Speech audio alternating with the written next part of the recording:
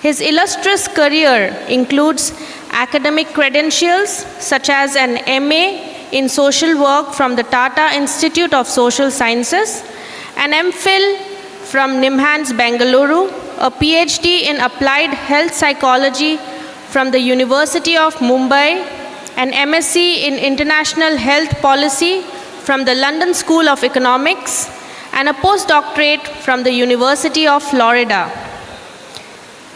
His exceptional contributions have earned him global recognition, including the prestigious Hamid Postdoctorate Faculty Fellowship at Columbia University. He has also been awarded several esteemed fellowships, such as those from the Indian Council of Social Science Research and the Fogarty Fellowship from the University of Florida, among others. Professor Das's contribution to public health and social care extends across India, Myanmar, Bangladesh, and other nations, where he has worked with organizations like the WHO and the Ministry of Health in Myanmar.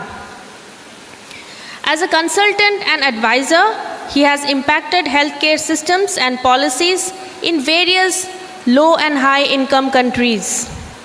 His leadership at the Tata Institute of Social Science since joining in 2008 has fostered global collaborations, curriculum innovation, and the development of academic programs like the Study India program in the Social Care Policy and Program.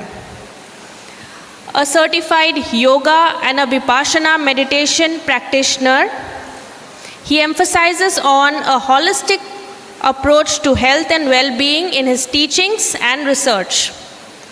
As a former director of the International Institute of Health Management Research, New Delhi, Professor Das demonstrated exceptional strategic leadership, driving institutional growth and building collaborative relationships.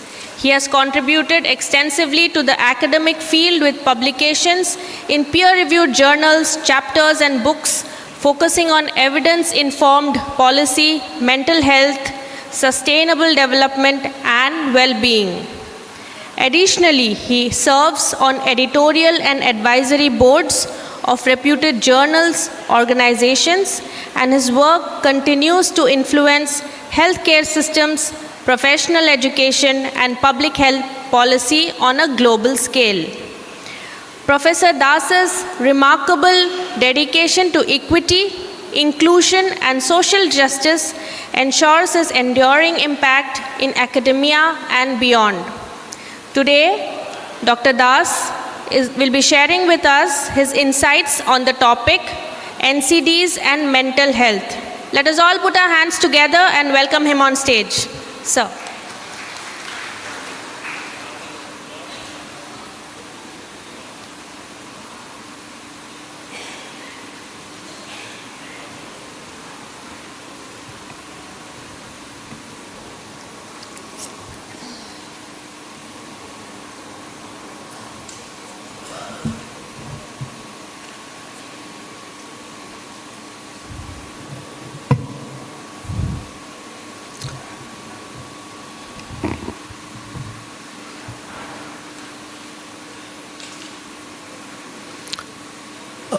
Dr. N. Barua,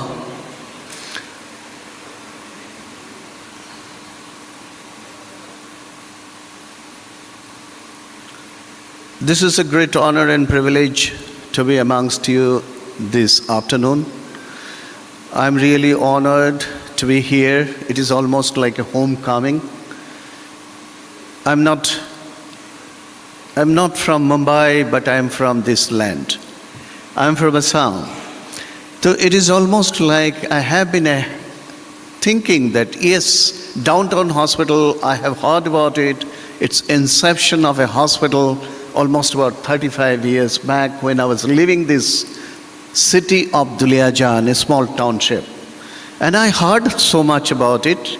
And Professor Anindatta and his family, his extremely distinguished team has really brought this to an extremely well-off as a corporate hospital and a teaching hospital in medical sciences in Northeast.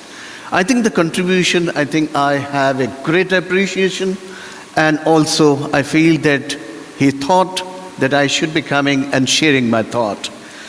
And it has given me a great humble experience when I was a student of Assam.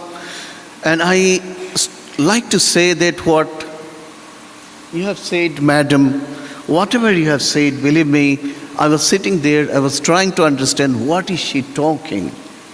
I started doubting my own personality. Is it me? And that is the problem called depersonalization, doubting self. This is not the doubting self, but why so much about this small lad who left the city of Assam. Many part of the world I went, and I said that I was born in Digboy, I was brought up in Duliajan. Nobody in the globe should understand, including people in Mumbai, knows where is Duliajan. That is the place I come from. It's a very humble background I have. I have nothing less to say. I am just really like to remember one important lesson I have learned when I was just about 8 years of experience, which has greatly reinforced in my mind and my soul and spirit. And that is the time I went to a Vipassana meditation camp, and Vipassana meditation was brought from Myanmar to this country, and that is called your Vipassana meditation by S.N. Goenkaji. And there I learned, I was repeatedly, the poem I forgot, but repeatedly I remember a story, a small poem from our textbook of Assamese. It says, Dhuli khana moi morileo pithibir keni hani hobo, moi morileo din gole rati hobo, jon beli ulaye thakibo, gosot fulibo ful botaha bohibo, নিজ পাতে নক্ষত্র খড়িব. Believe me, I understood the difference between life forces and the death after going through 21 days of meditative practice in Igatpuri, that is in Nasik, and that made me most humble and simplest of simple, and that is the way I stand in front of you. I don't claim that I'm a great researcher and academician. I'm one of the student like you. With this, I really like to start today. Remember that where are we today as a country? If I recall when I was leaving this city of Guwahati was really struggling a lot in terms of its infrastructure, health system, healthcare, and everything was in abysmal situation. Northeast, most underdeveloped, most neglected area. Today, if I can say that, with great pride and great honor, I can say that Northeast, particularly the Guwahati city, is one of the top upcoming city of the country today. With this, I say that as you know, we are in a fast marching towards a developed world.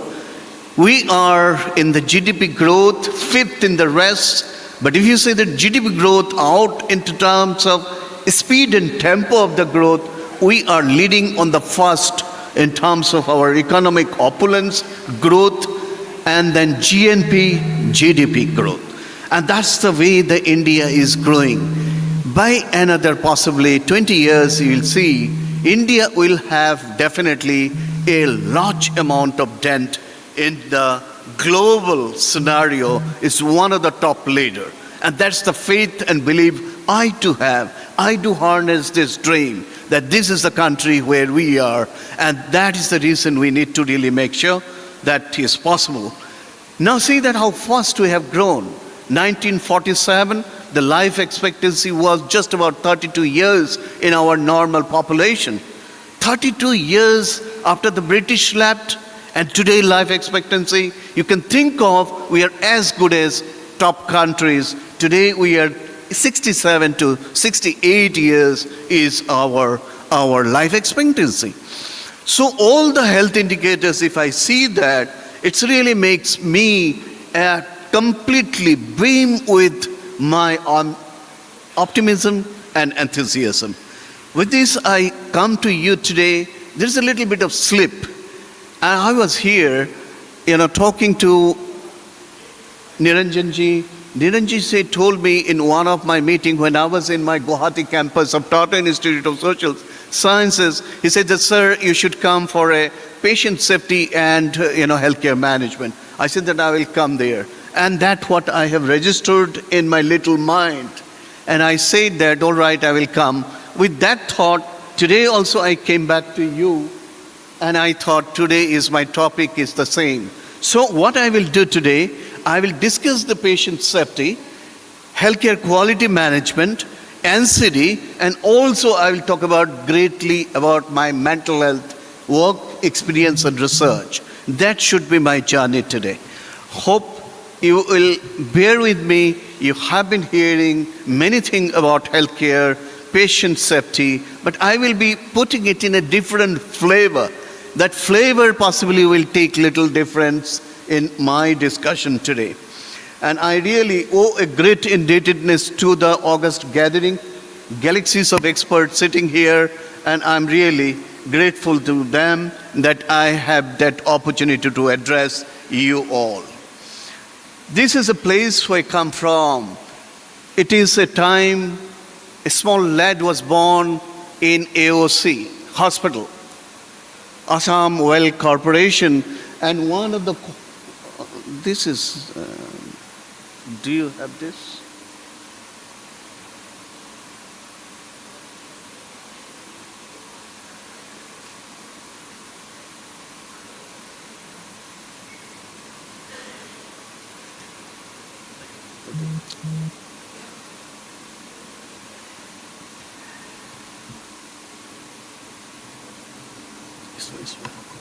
Last. इसमें sir जी, इसमें. Okay. All right. So I come back to you with my humble beginning of a small life, and it is a time, a Diwali night. My mother was going through huge pain, liver pain, and she was one of the corner, small room. She was queuing with the pain of her liver. And then everybody was cracking the busting the crackers and all. And then this small man came out, and that is the reason my name became Shankar on the day of Kali Puja. So became a Shankar, and that life starts there. And I have a very fond memories, a great value addition to my life when it comes to healthcare and particularly the hospital. This was created by the British, absolutely spick and span kind of a housekeeping, hygiene.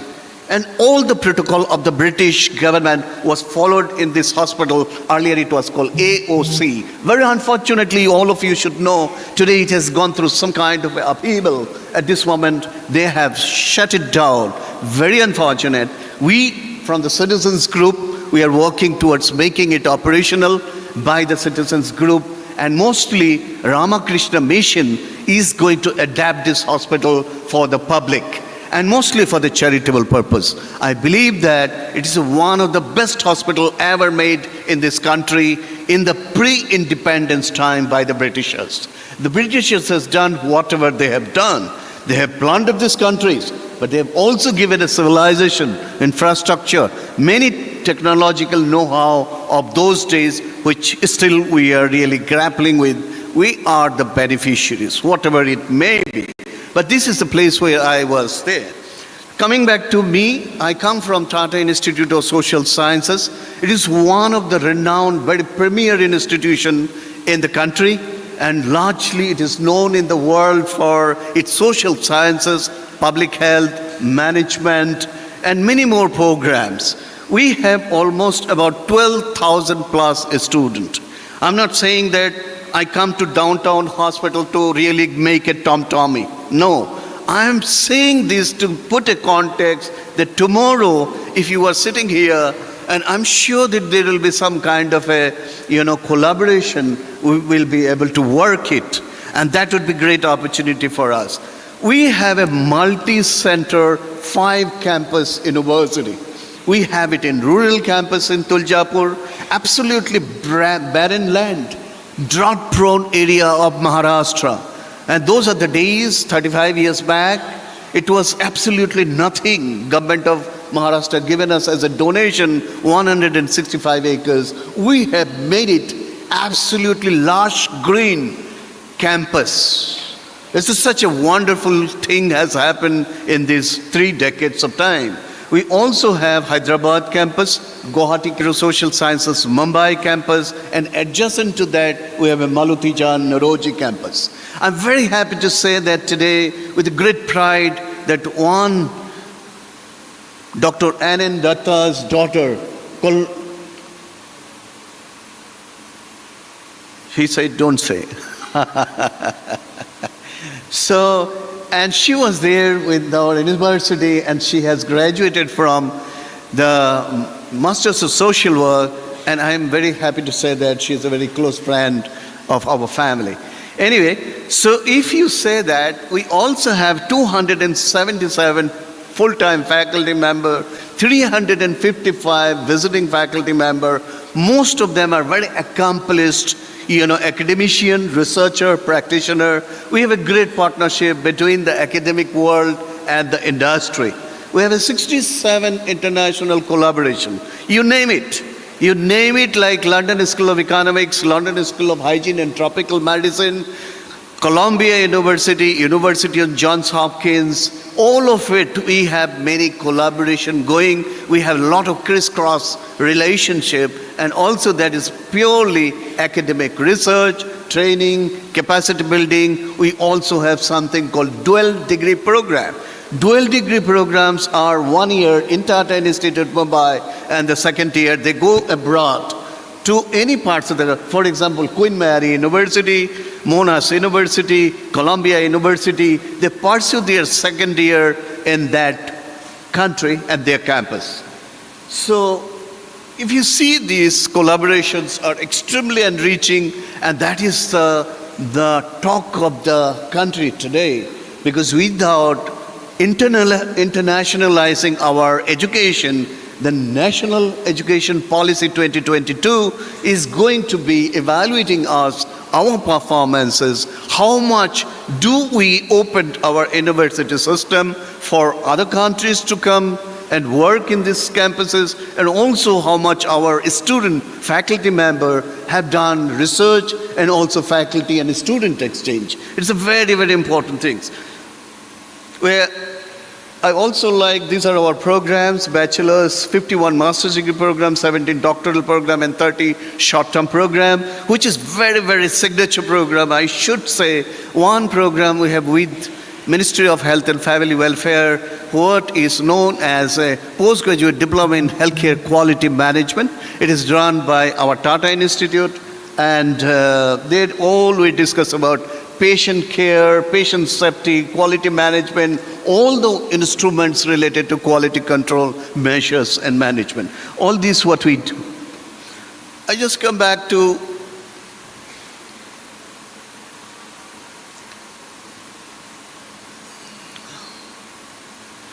all right, coming to a little bit of safety. What I mean by safety, I will not take.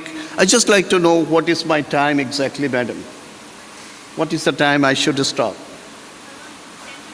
Another 10 minutes? Another 10 minutes. So I will not do much. But I just like to say something beyond what is mundane. Beyond mundane, what I want to say is the patients as individual. Individual has their right. Often enough in healthcare system, nobody speak or nobody bothers about patients' right. Here are some of the concepts you should always understand. What we call is a fallacy of empty vessel in healthcare system. What is the fallacy of healthcare? Fallacy of empty vessel is that we often think from the modern medicine, scientific knowledge, the patient who come to us are completely empty with their vessel is to be filled in with the modern medicine. Let me tell you very honestly, there is a huge amount of mystical, magical, traditional, occult, all kind of their knowledge base. They come from a community, they come from a culture, they come from a huge amount of legacy. Therefore, don't ever think your patient has to be given new knowledge without unlearning their knowledge base. Nobody comes to you as an empty vessel. You cannot fill a vessel which is already full. If you pour any new knowledge, it basically spills out. The fallacy of empty vessel is must in our medical system, and therefore we commit huge amount of miscommunication between professional and our patients group. Second thought, what I call, is a self and significant other. It's a big theory of Ross. Self and significant others is that people, whenever they come to your hospital, large amount of people, including the medical people, there is something called hypochondriacity. Excessive preoccupation of their bodily condition. A small cut, they say that it is not healing. Am I suffering from diabetes? Or is it going to form a cancer? These kind of a hypochondriac thoughts are psychologically cocooning all our behavior. And that is the reason you will find them, that self and significant other is basically makes their world what they are. How much you have socialized them to be a healthier human being. If your parents say that, all right, you will fall down, don't go there, you will hurt yourself, obviously a child will develop a personality which is inadequate, and often enough the self-dialogue is often enough defeating self-dialogue. Therefore, you should understand self and significant other. Who makes the person? A person is made I can person, and another person you will find I can't person. There are two different types of person. They may be again twin brother, but their minds are so different, personality is so different, and therefore you should understand there is nothing explains, no biology will explain, no psychology will explain, no sociology will explain. It is eclectic understanding what the person is. It is not just genetic loading, it is many more factor which is called as a biopsychosocial understanding of the individual. Therefore, you should always remember, if I keep pointing finger at my student in my class, you are worthless, you can't do it, what happens to the person? Often enough, person often will feel that I am no good. One of our example, I will say that in one of our program, not my program, I go as a visiting professor there. One of the faculty member was so acidic, so critical. The person at the moment, possibly third semester later, he has committed suicide. A person can lead to suicide, and other significant other can make you neurotic. Neurotic, inefficient, inadequate personality, what we make in our society. All right? This is what I am talking about, self and significant others. Patient coming to you, they just like to need to hear you, oh, it is simple, you will be cured. That's all. Believe me, 6 hours of his waiting period to see a doctor, the anxiety he was going through, and it is completely neutralized as soon as doctor says, oh, this is very simple, you will be fine by another 2 days. That's all to it. Believe me, the placebo effect has a greater value than the medicine. All right? And more than that, remember that you don't do anything, medical professionals. It is the patient who cures. You treat, patient cures. Always should remember this. We are not the semi-God, and we can cure the patient. Curing is the responsibility of the patient. And I treat, you cure. If we have this kind of a value orientation, we will be treating patient with a greater dignity, worth, and that's the way possibly people want to come to heal in the hospital. Healing is a one process. After that word, they want to be trusted, and there is a greater confidence. Once it is done, when they are going to from this institution or after the hospitalization, they want to remember you with the gratitude that they are cured, Ryle.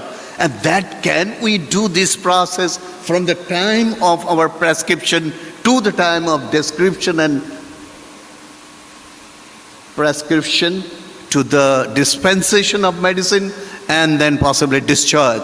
Can you make this process very, very pleasurable, always very assuring, with a greater amount of confidence we need to build in the patient? I also say that air of emergency, even the general manager, top director of a hospital, come to another hospital, gets admitted, the person will be often lost. That air of emergency for a person, for me, I go to the hospital, if I'm admitted, everybody is running around with the air of emergency. Nurses are running around, everything is very serious. You are only the person who doesn't have much engagement. You are at a receiving end, you are much passive. And there is a chance that you feel that in this kind of an environment of a hospitalization for about 15, 20 days, you come to a conclusion, everything has to be done by somebody else. Your medication, what kind of a dress you have to wear, your pajama has to be loose, white. You have to go to the bed at so-and-so time. Everything is fixed to you. You have no decision making in the hospital. In terms, what happens is that it makes you more dependent, and often enough you find that this air of emergency makes and reduced your personality. Who can be a top director to the normal patient? And that identity loss is a great loss of their self-esteem. And that self-esteem, if you can retain, that great value you add. Another phenomenon which is happening is the asymmetry of information. I'll close. This is my last slide. Asymmetry of information. Doctors, nurses, healthcare professionals are always on the top because your knowledge base is much superior to the patient. And there is a discrepancy between the higher ups and lower down. And there is a chance that today the patients are no more those patients at a receiving end. There are patients who are demanding patients. They are paying for their services. They are no more those patients who are in a public health system. They are going to bargain, negotiate, they will argue, they will bring the knowledge to you through the Google Scholar, Google and all. They say that, doctor, I have got all this information from the social media. Tell me, is it correct or false? Sometimes I believe that even the medical professionals are at times completely surprised to the knowledge of the people as a patient who comes with a huge amount of knowledge base.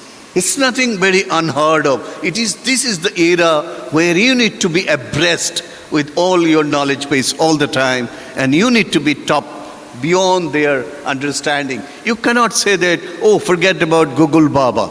No. Believe me, they go to Lancet. There are accessible literature.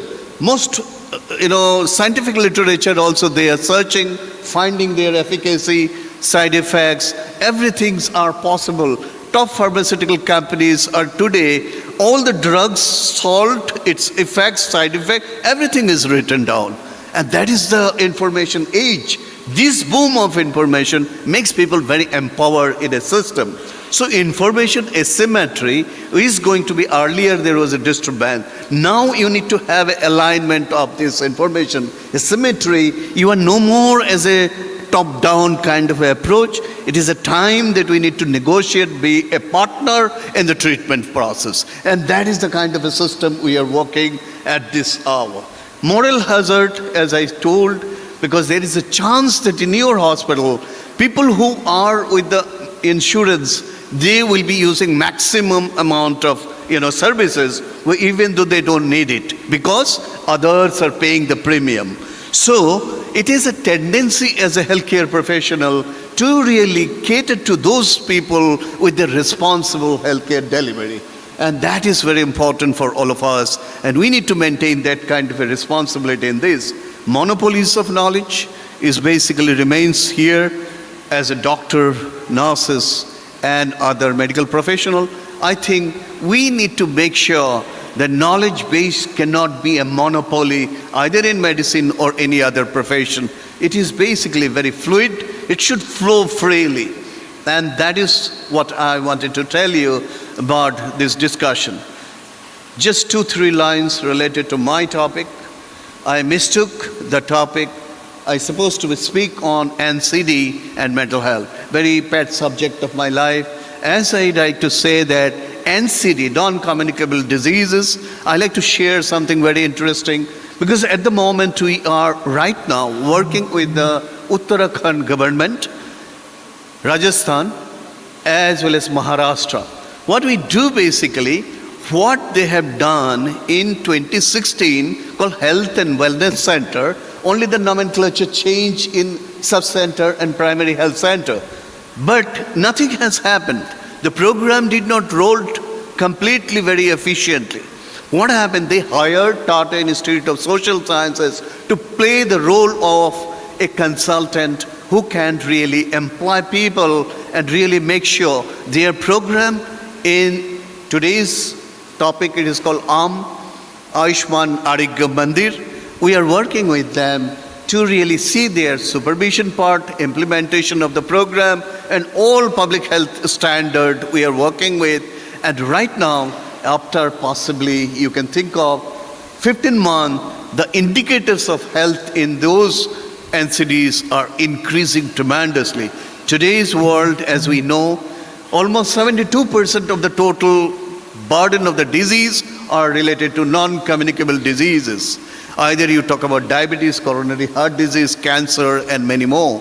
So therefore, what we need to do is a greater amount of awareness, change in the people's lifestyle, nutrition, diet, food really makes people a better in terms of their life. I also like to say that in this program we brought yoga is very important component of our program.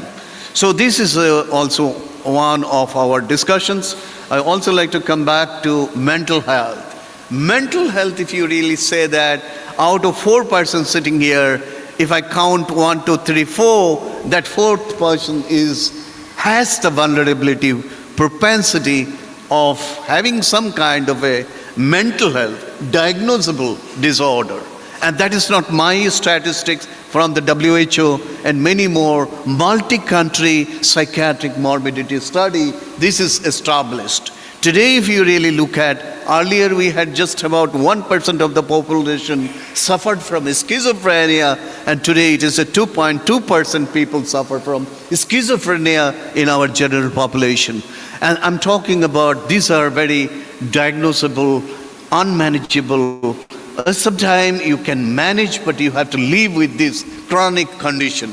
But largely, our students today, young population today, are definitely suffering from huge amount of stress-induced, distress, which basically leads them to lower performance in academics, relationship breaking, and there is a problem related to their control of their image, crisis of their life, related to personality. There are so many different unknown questions in their mind, and huge amount of conflict leads them to a personality which basically often is creating a conflict in the mind, approach avoidance kind of a situation.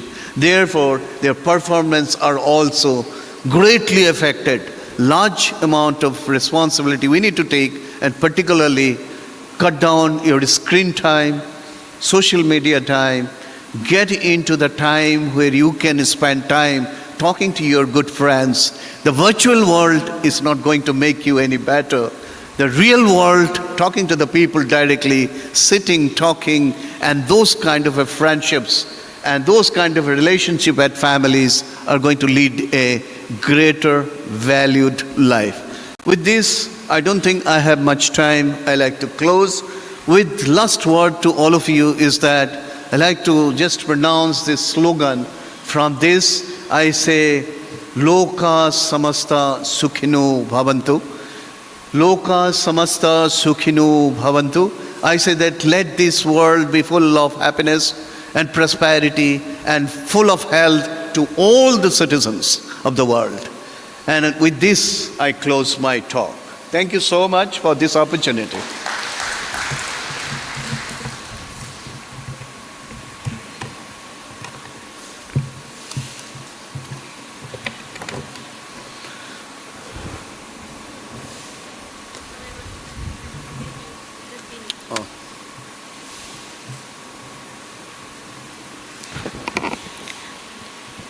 Thank you so much, sir, for that beautiful presentation.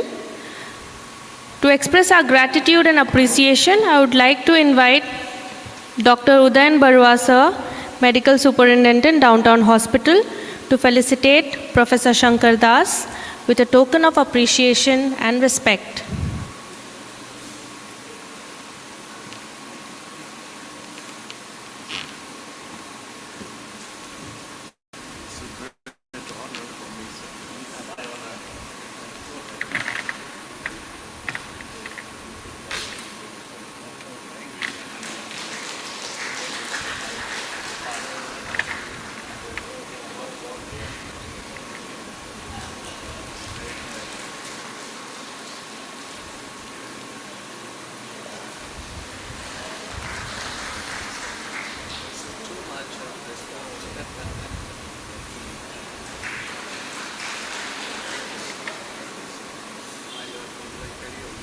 They will take it.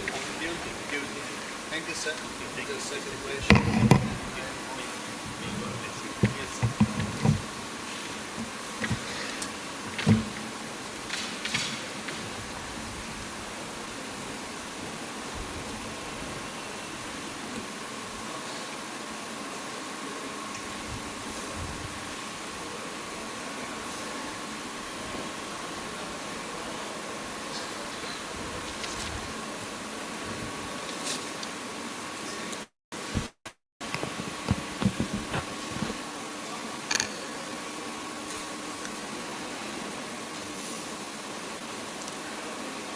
Moving on, it is now my pleasure to introduce our next esteemed speaker, Mr.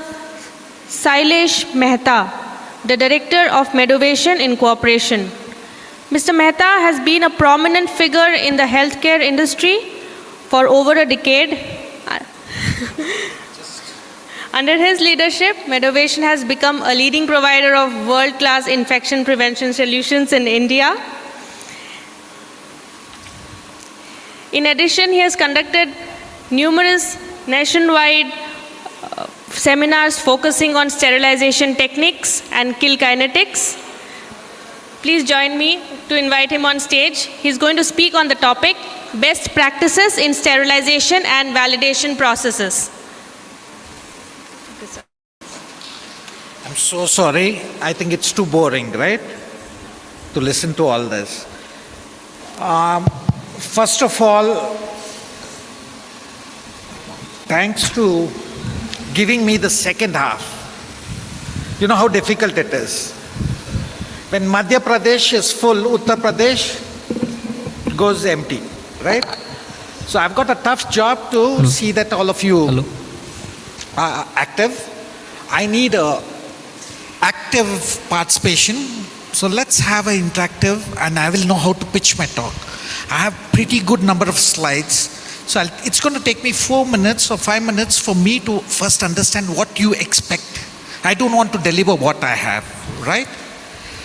I'm sure all of you love the 10 steps, 20 steps, 100 steps, whatever the standards laid. How many steps you guys follow in Assam?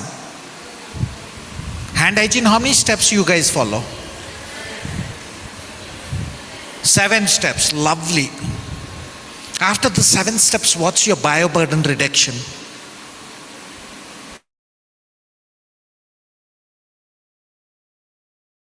Or see a few counts, right? Layman's language. 10 kg, you did that 7 steps. What's the assurance levels you have for hand hygiene, that's cleaning, for sterilization, for disinfection, for antiseptic? Do you have laid for your norms that this is the CFU count you require? Have you done it? Please, it's high time you wake up. That is going to take care of the patient. Yes or no? Okay, I see everybody on a hand hygiene day, 10 step, 20 step, 7 step.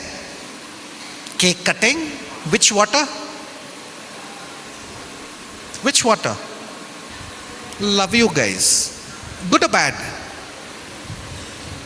Understand the water. The main culprit in your hospital is the water, right? What are the different kinds of water? How do you play around? I see everybody just looking into microorganisms. Hey, that's not important. That things which you have to learn is the physics and the chemistry. You have to learn the conductivity, the pH, the differential pressure. So someone coming from Mumbai, Calcutta or Bhubaneswar, a top guy, coming to Assam, you are going to cut and paste the same SOPs or you're going to have a different? Why? Oh, we are Assamese. No. It works on pressure, right? Your growth of microorganism is correlated to pressure or no? Right? So I'll teach you the log reductions. My motto of year to come is to have a kill. You'll join me to kill someone? Microorganisms. How are you going to kill? To what CFUs? Let's have fun in that, right?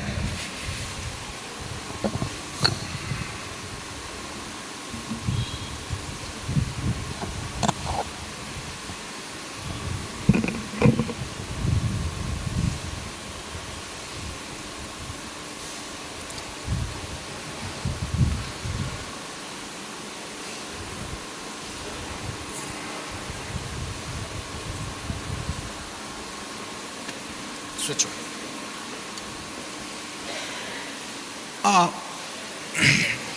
All of you have a production date, expiry date? For your hospital you have or no? For steam, how many days? 3 days. For ETO? How many ETO? Ethylene oxide? 1 month, 6 months? Now the new so-called plasma. How many days? 1 year? Wow.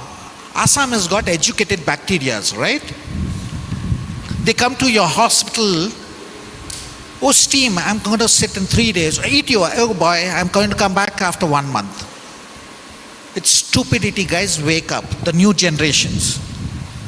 If you learn this logarithm of log calculations, it will be an eye-opening for the whole process. So let's see how it works.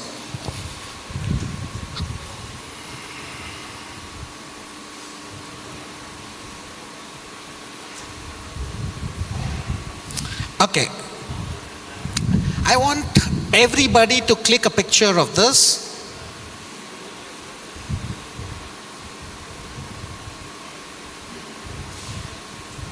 Guys, excuse me, can you help me? It's not working. Now you have an outbreak of E. coli. What do you do?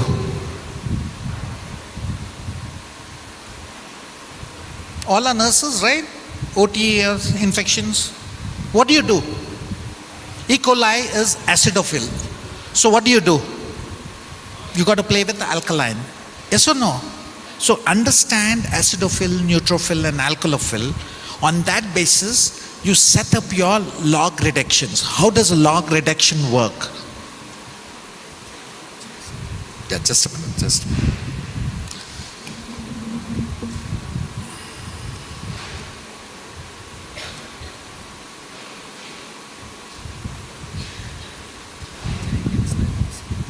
It's too slow.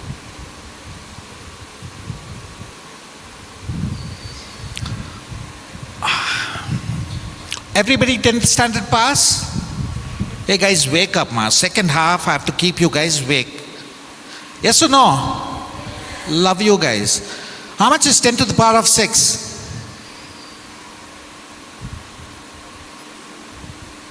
Is we studied in 3rd, 4th standard logarithms or no? How much is 10 to the power of 6? 1 followed by 6 zeros. Yes or no?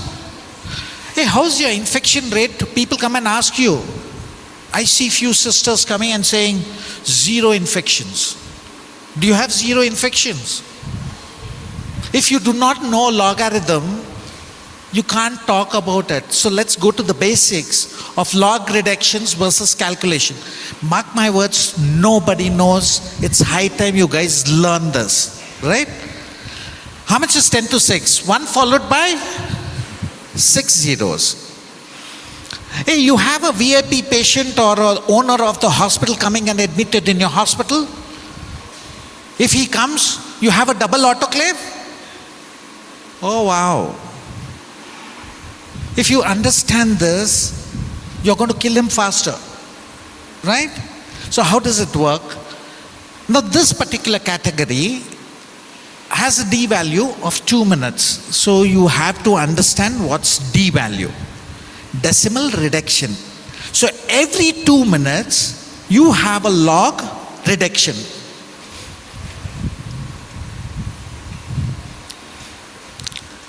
Ten to 6, it's become 10 to 5.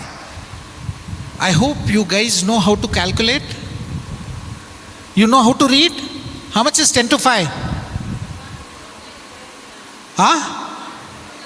Yes, ma. What do you call that? 1 lakh, 10 lakhs, 50 lakhs, how much? 1 lakh. So in 2 minutes, how much you killed? Hey guys, if you don't understand this, you attending infection control meets is all bullshit. 9 lakhs, right? Another 2 minutes.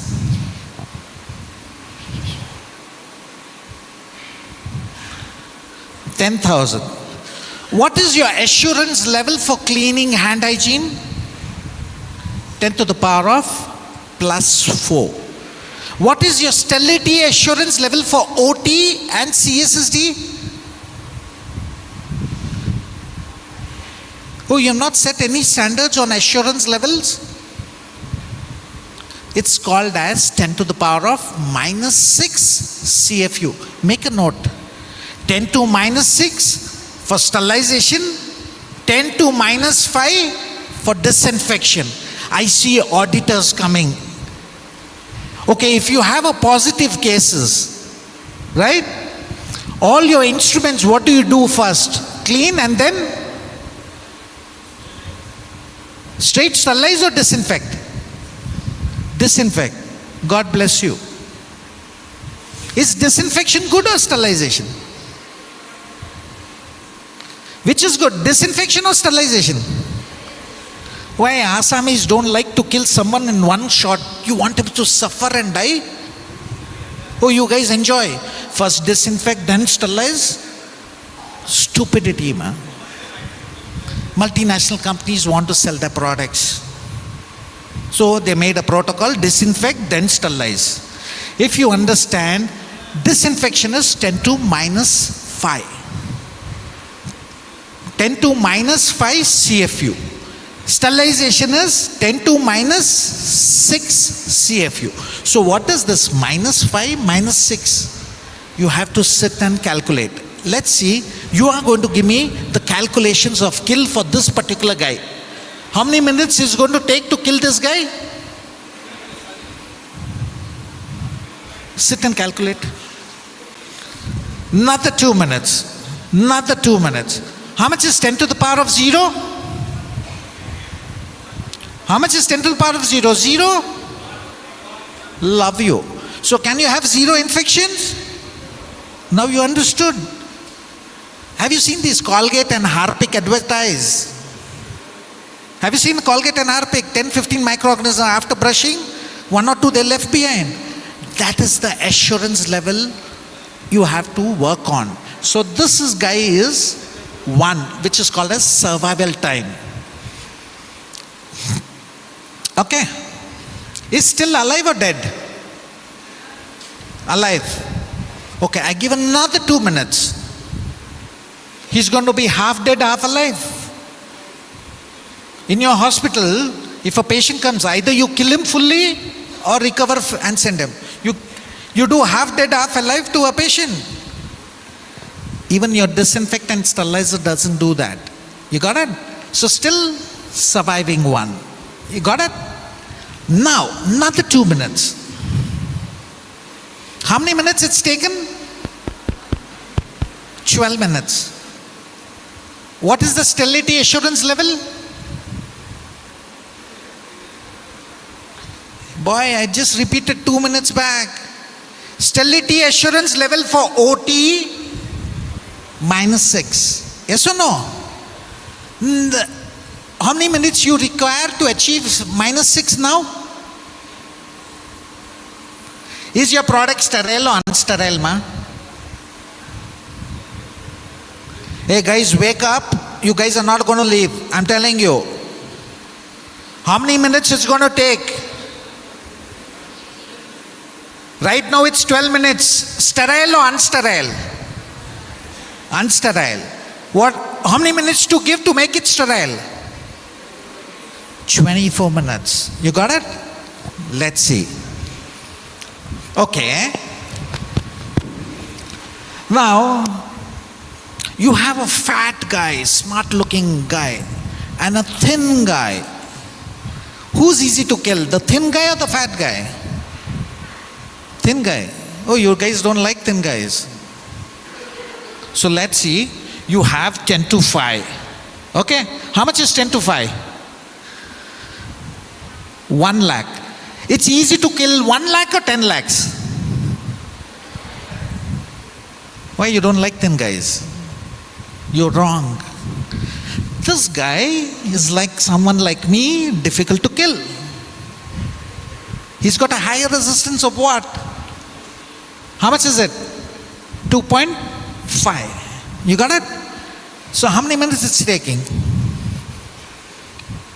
Every 2.5, 1 log reduction. How many minutes it's taken? So just imagine if these two characters are sitting in the same sterilizer or in your same hand.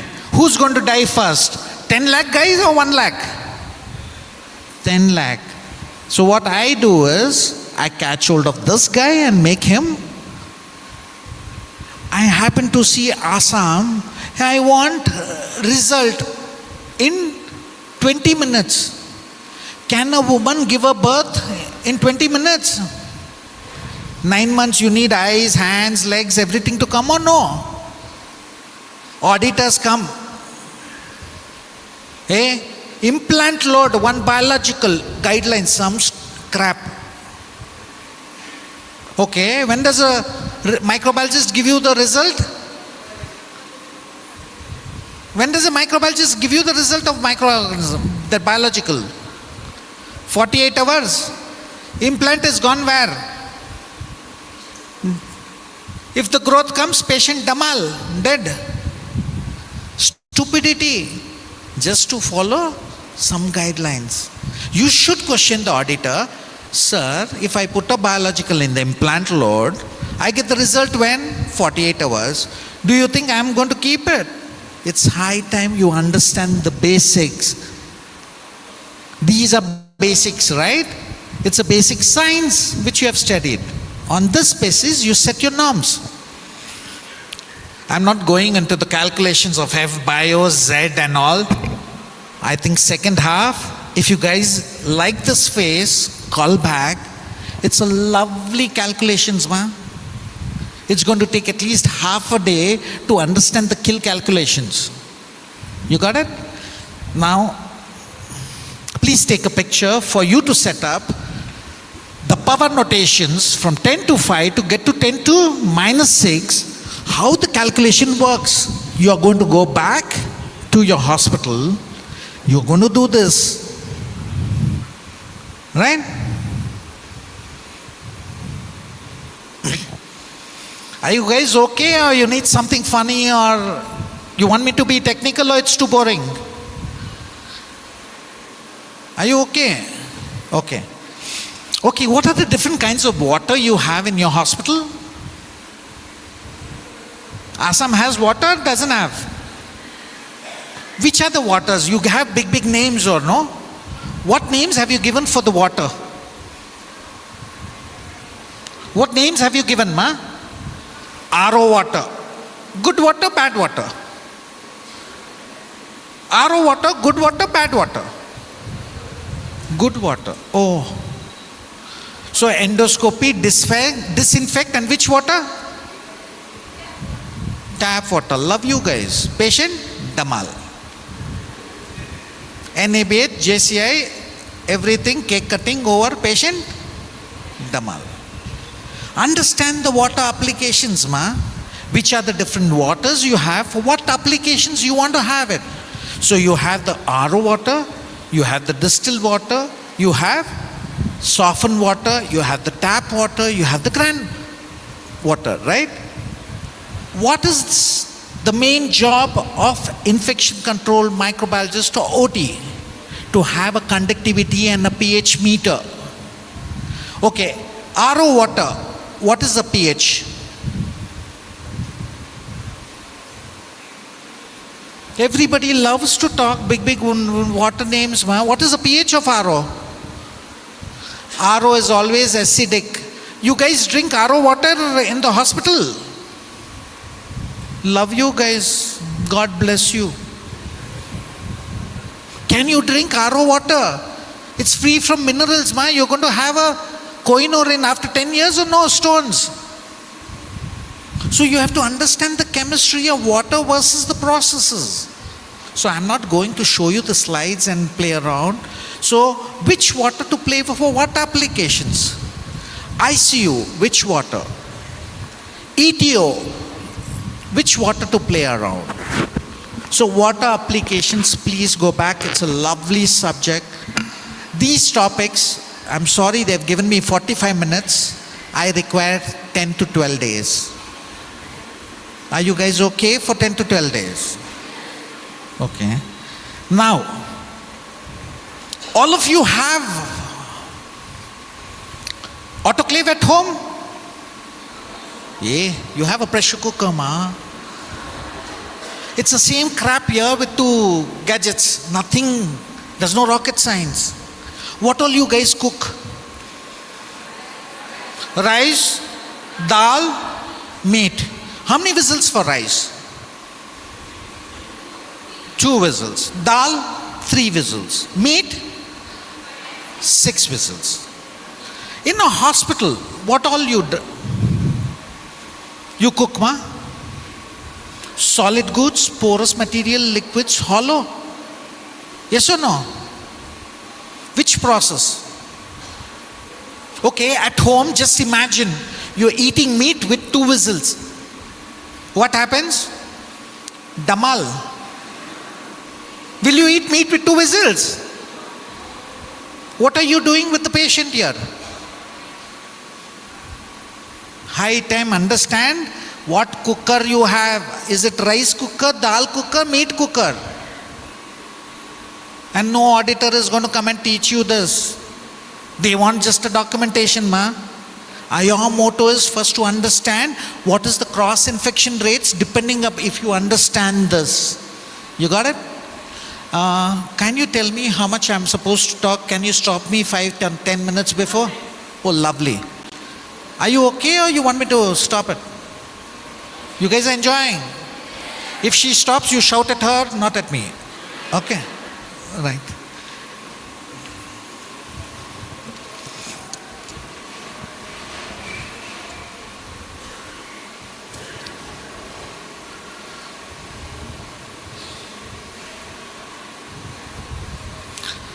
My static is too high.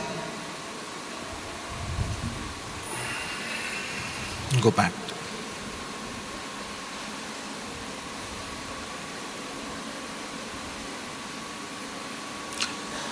Because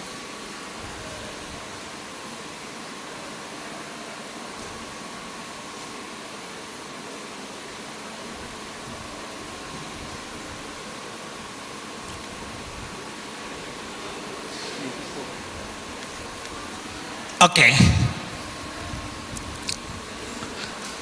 All of you believe in double wrapping, single wrapping, or what?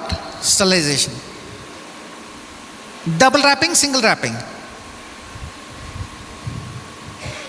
OPD, single wrap. OT, why OPD schedule caster? Patient. Why? What is the science behind it? If you have a double wrap for OT, you're supposed to remove outside the OT and carry it inside. Okay, what is the CFU counts you maintain for OT? Your OT fogging good or bad?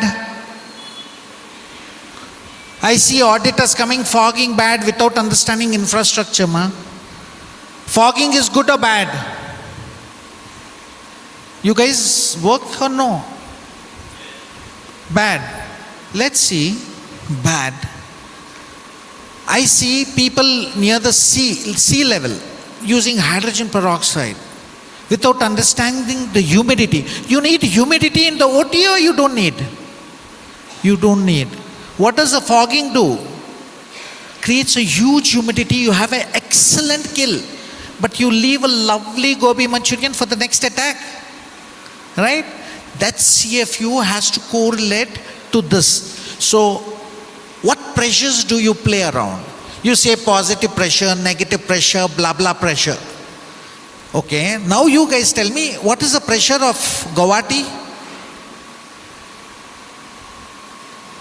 What is downtown pressure? Okay, downtown here, hospital, and the downtown's hospital near the town. The growth of microorganisms will be same or different? Why? They don't like city area. It has, the pressure there is higher or lower? Higher. So you will have to learn Boyle's law to understand microorganisms. Higher the pressure, higher the temperature, lower the pressure. So the pressure here is lower than there or higher? Lower. On that basis, you set up your processes. Got it? So you can take a picture on this basis. Just tell your maintenance guy, oh boy, I need number of air exchange versus differential pressure on this in sterilization.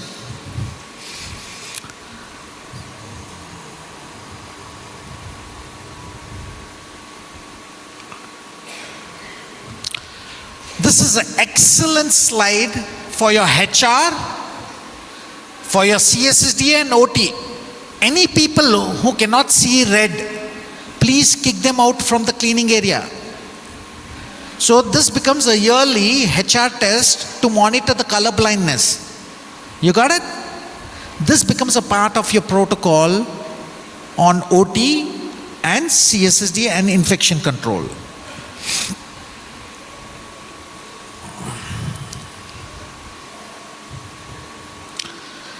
Take a picture for all the auditors who come and tell you, hey, disinfect before sterilization.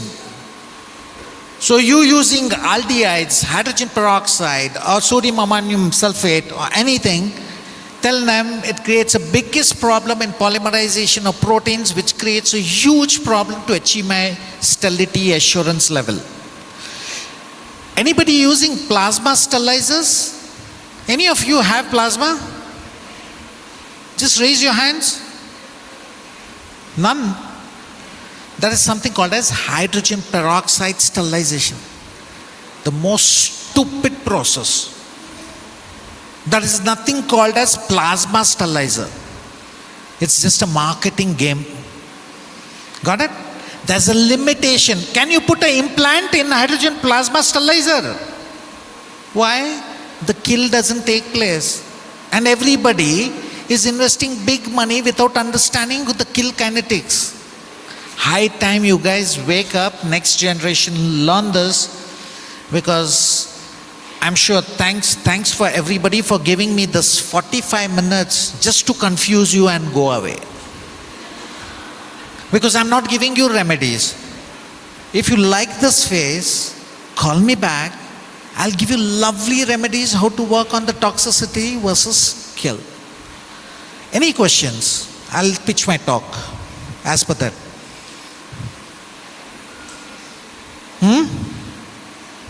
Are you guys okay? Was the topic interesting or boring, ma? Second half? Guys freaked it out or no? If you guys like it, come over to Bangalore. Right? It's free education, no pickup, no drop, no alcohol, nothing. It's only education. So guys can come, you'll have a freaky time. I can change the whole profile of your thinking. Right? Let's have fun. Thanks a lot. Thanks a lot for giving me such a lovely platform to interact. Love you guys. Thank you.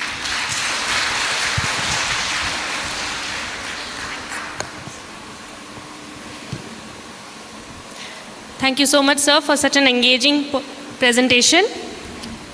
To express our gratitude and appreciation, I would like to call Mr. Nikhilesh Sharma, Business Development Manager, Downtown Hospital, and the Organizing Secretary of this workshop, to felicitate Mr. Sailesh Mehta. Thanks. I'll take it.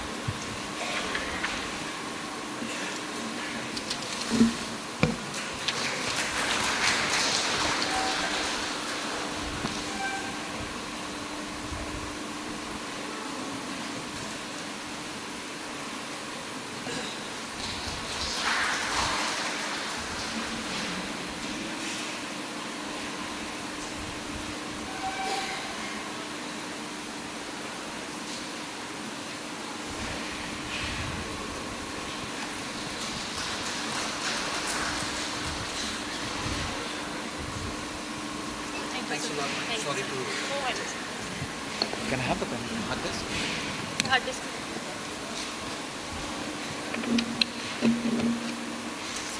Thanks, guys.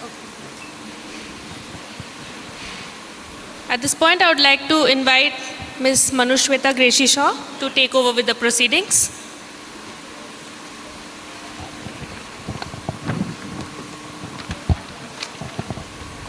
Thank you, Dr. Kasturi. Moving ahead with our program, me being a dietitian myself, I am delighted to introduce Ms. Sanghamitra Chakraborty.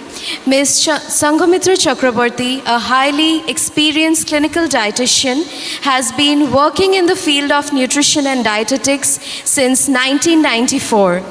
Serving the leading hospitals in Kolkata, she has received her professional training from the All India Institute of Public Health, Kolkata, and is currently the head of the Department of Nutrition and Dietetics at Medica Super Speciality Hospital, now under the Manipal Group of Hospitals. She has been associated with the hospital since its inception in 2010. Ms. Chakraborty has made significant contributions to clinical nutrition, serving as an expert on advisory boards for key publications in the Indian Journal of Critical Care Medicine, including the practice guidelines for nutrition in critically ill patients. As an active faculty member, she has shared her expertise in clinical nutrition at numerous CMEs and educational programs. Her exceptional contributions to the field were recognized with the prestigious Dr. Omyo Kumar Bose Memorial Oration Award by the Indian Dietetic Association Bengal chapter in 2019. She is also member of the National Executive Council of IAPEN India and serves as chair of the Clinical Dietetics Forum under the Consortium of Accredited Healthcare Organizations. Ms. Chakraborty continues to advance the field of clinical nutrition through her leadership, teaching, and advisory roles. May I now take the opportunity to invite Ms. Sanghamitra Chakraborty onto the stage to give her talk on food safety in healthcare practice. Ma'am.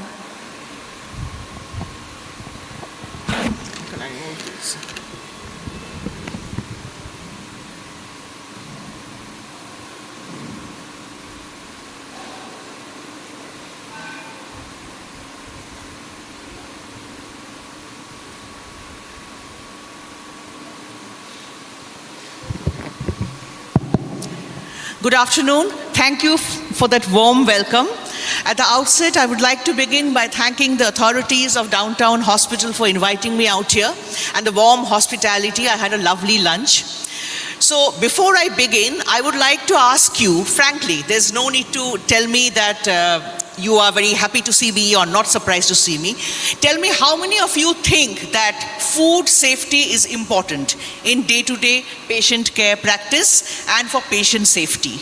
Or are you surprised to see a dietitian in this forum? You think food safety is important? Yes, it is. But it is often very, very overlooked. While we are concentrating on high techniques, we are talking about sterilizations, we have very difficult microbiology equations, which half of it went over my head. But food is always neglected. But remember, the gut is the largest immunological organ in our system. And once you infect the gut, there is no way to get away from it. It is said that all disease begins in the gut.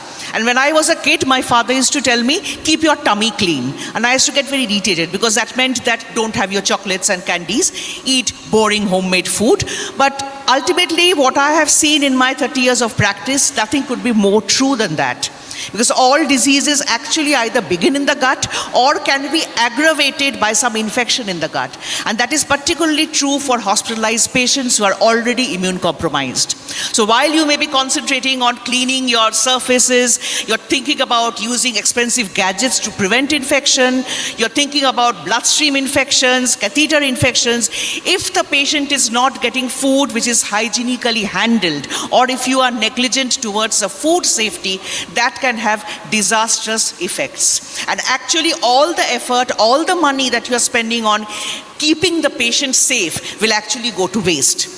So today I would like to begin by talking on what are the benefits of a strong food safety culture. Why should we think about food safety, and why should we think about bringing a culture of food safety in the healthcare system? First of all, it is a protection of consumer health. They have the right to be absolutely free of any kind of contamination or have some kind of an acquired problem in the hospital.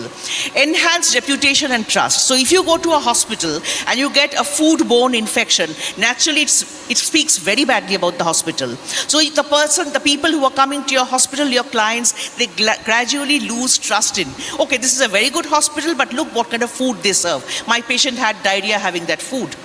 Economic advantages. If a person has any foodborne infection, secondary infection, just because of some kind of a contamination or some kind of a negligence in the hospital, ultimately the person has to stay back, and it's a big burden not on his pockets, it's on the hospital as well. And compliance with regulatory standards. It's very, very important that we get the accreditation by complying to the standards, which we will not get if we do not think about the food safety as well.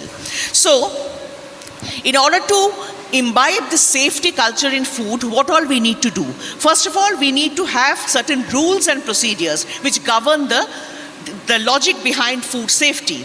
Management commitment is very important. So if a person is owning a hospital, he's spending a lot on the operation theatre, but he's not investing in the kitchen. A hospital kitchen should be as clean as an operation theatre.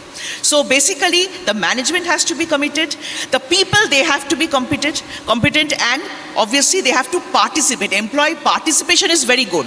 The management is there looking to look after us, but then if we are not engaged properly as a team, then we cannot have this safety culture.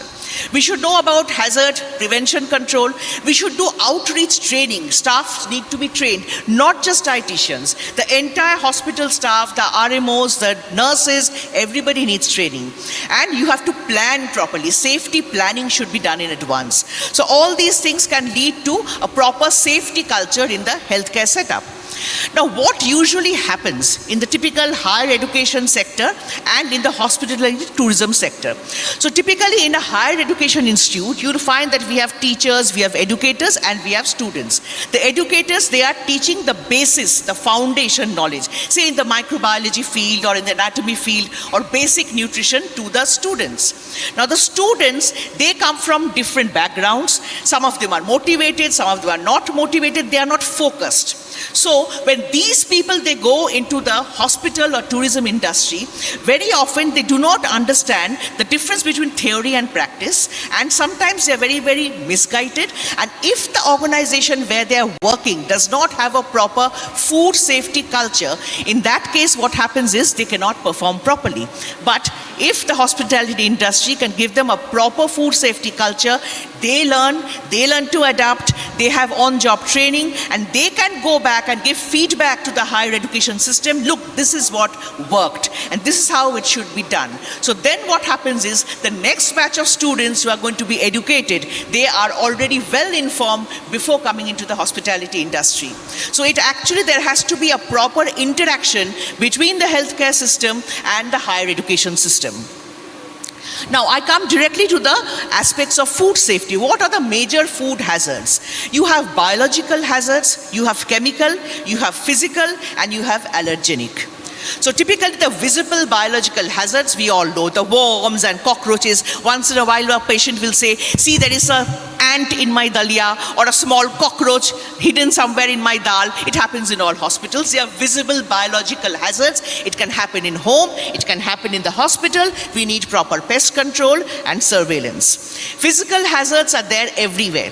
It can be unintentional, it can be intentional. Many of our spices are polluted with physical hazards. So they add all kinds of additives to the spices and the grains that we buy in the market. They're all physical hazards. In the hospital, it's very common to have complaints from the patients, a hair was there. Even at home, somebody can complain, see, you made the palak, there's a hair there. So these are very, very common things, but obviously in a hospital, you need strict surveillance. What is more alarming is the invisible invasion, the microbiological hazards in food. Now, it doesn't just mean bacteria. It means yeasts, protozoa, molds, viruses.